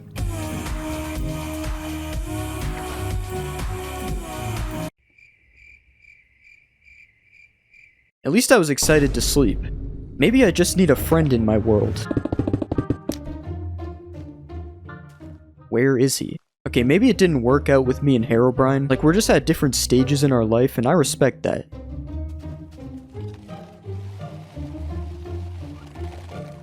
He ate it all, and won't even let me. Are you serious? Guess what, guys? We got armor stands. It's cool because armor stands aren't in beta. It's a mod. For the first time in 70 days, I didn't have a plan for this world, and I thought that would be good. I thought that would be fun, but I was falling asleep. Even my sugar with coffee in it couldn't keep me awake. So on day 74, I fought a giant baby, and I wooled up the house a little bit. It's a super useful addition to the crib. And then I fell asleep, hoping that something could change my fate. Well, what am I supposed to be doing? That's a good question. I had the idea to show the world to my friend Dawn on day 75. I thought that maybe he could help me figure out something to do. Bro, why do you have like an infestation? Dude, I don't know. It's not normal. Yo! What I didn't realize is that the first few days of this would just be me explaining everything you just watched. You know what this is? The nether core reactor? No, but like, bro, what mod is that from? I forgot that. No, it's not a mod. It's like a real thing that was in the game. Yeah. Yeah. But by day 76, I finally had a suggestion for what to do. Go like exploring. Go like exploring for like a biome. While it wasn't the best suggestion, it still was a lot better than fishing and trying to spawn Herobrine. So I guess it's time to exploring. What the hell is that? The sea monster? Okay, I actually don't know what this is. It's a G. I don't know what that guy is. What the? What the hell?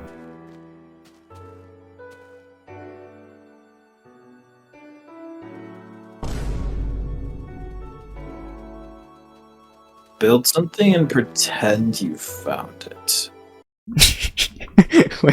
Wait. Imagine if I just did that, how good this video would be. What if I actually built a castle? Despite our problems with finding anything interesting, it was still fun to have somebody witnessing what was happening on my screen. Yo. Yo! Okay, I did not know what that does. Goodbye, sweet, sweet, sweet king. Bro, this goo donut might actually be OP. Wait. Okay, so it's not a food. What do you think these things do?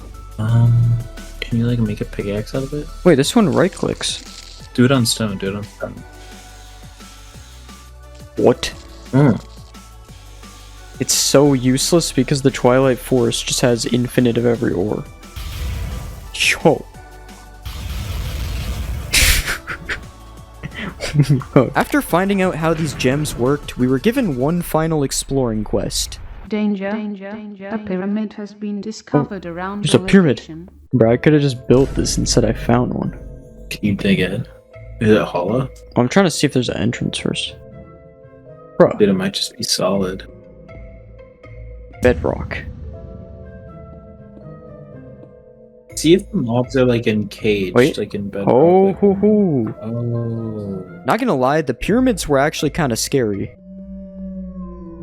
Yo, I don't know what mob this is. Like, I've never heard this sound. Oh, it's just these. Oh my god. Dude, I'm actually stuck in here. Like, how am I gonna get out? Dude, what do I even gain from this? Some sand? Okay, who? Who? Okay, yo, this thing might be able to kill me. Like,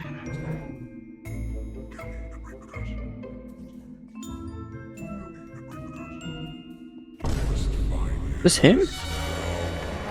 That's him? Congratulations. You've got a new That's the boss. ingredient. And there's just nothing in here. 10 cakes in a stack. Oh.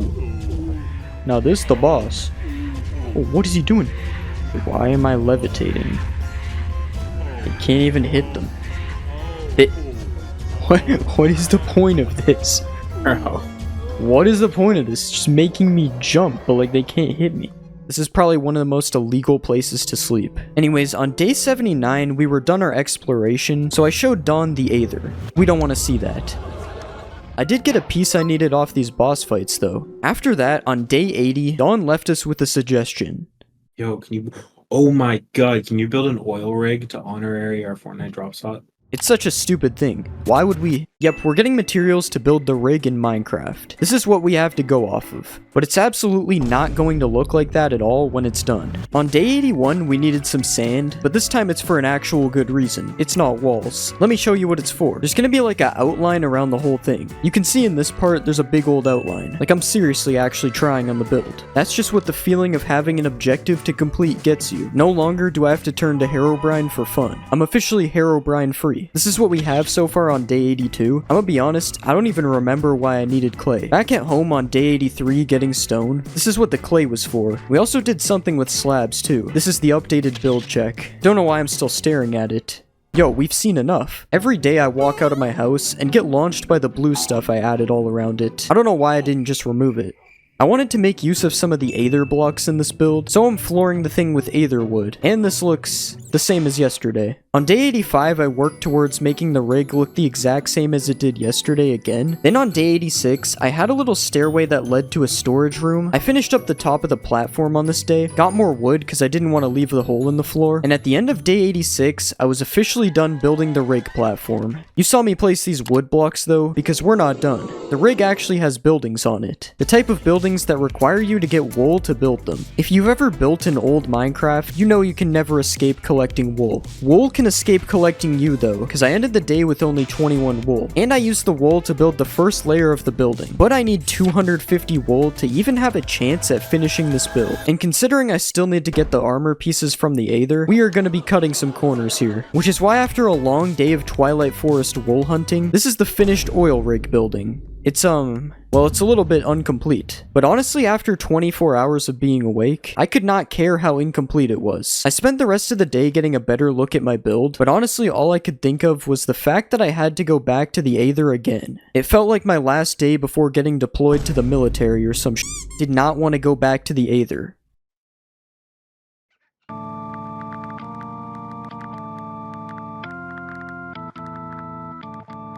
On day 90, it was finally time to get the remaining 5 pieces of armor. After exploring a pyramid, building an oil rig, it's time to go back to the 9 to 5. But first, the last Pokemon pack will decide our fate. I forgot to record the pack, but this is what we got. It's decent, so that means we get good armor luck. This is the good luck I'm talking about.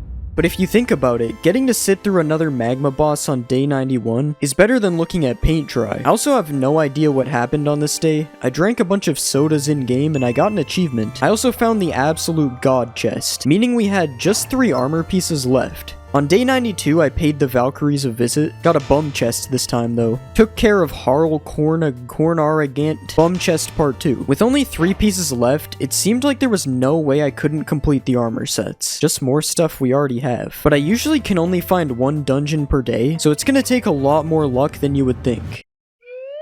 Why did it go up? That's why on day 94, finding another pair of Phoenix boots wasn't very good. Combined with the fact that I needed to go home to replenish my armor, we are seriously running out of time. On day 95, I found out about these life shards that give you a permanent heart, and I continued looking for dungeons when the worst thing that could possibly happen happened.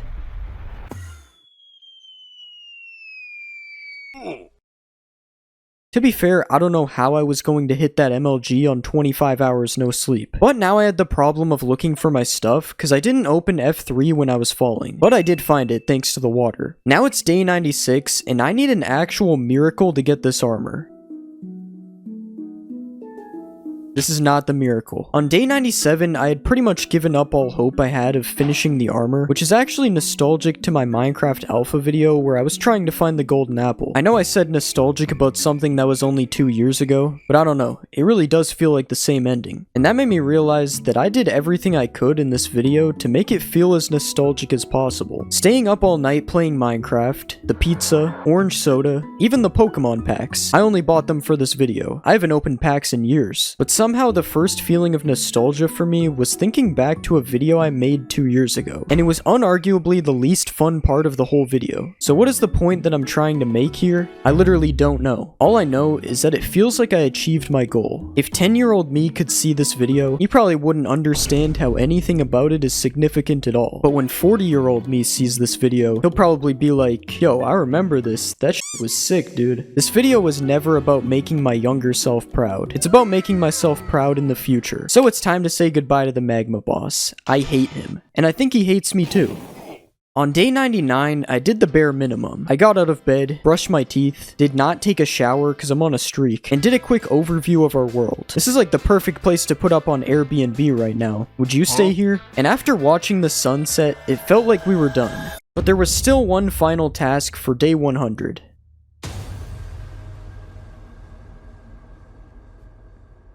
You see it? Damn. No, you want to see the best part of it though? Yeah, I do. You see this? Yo.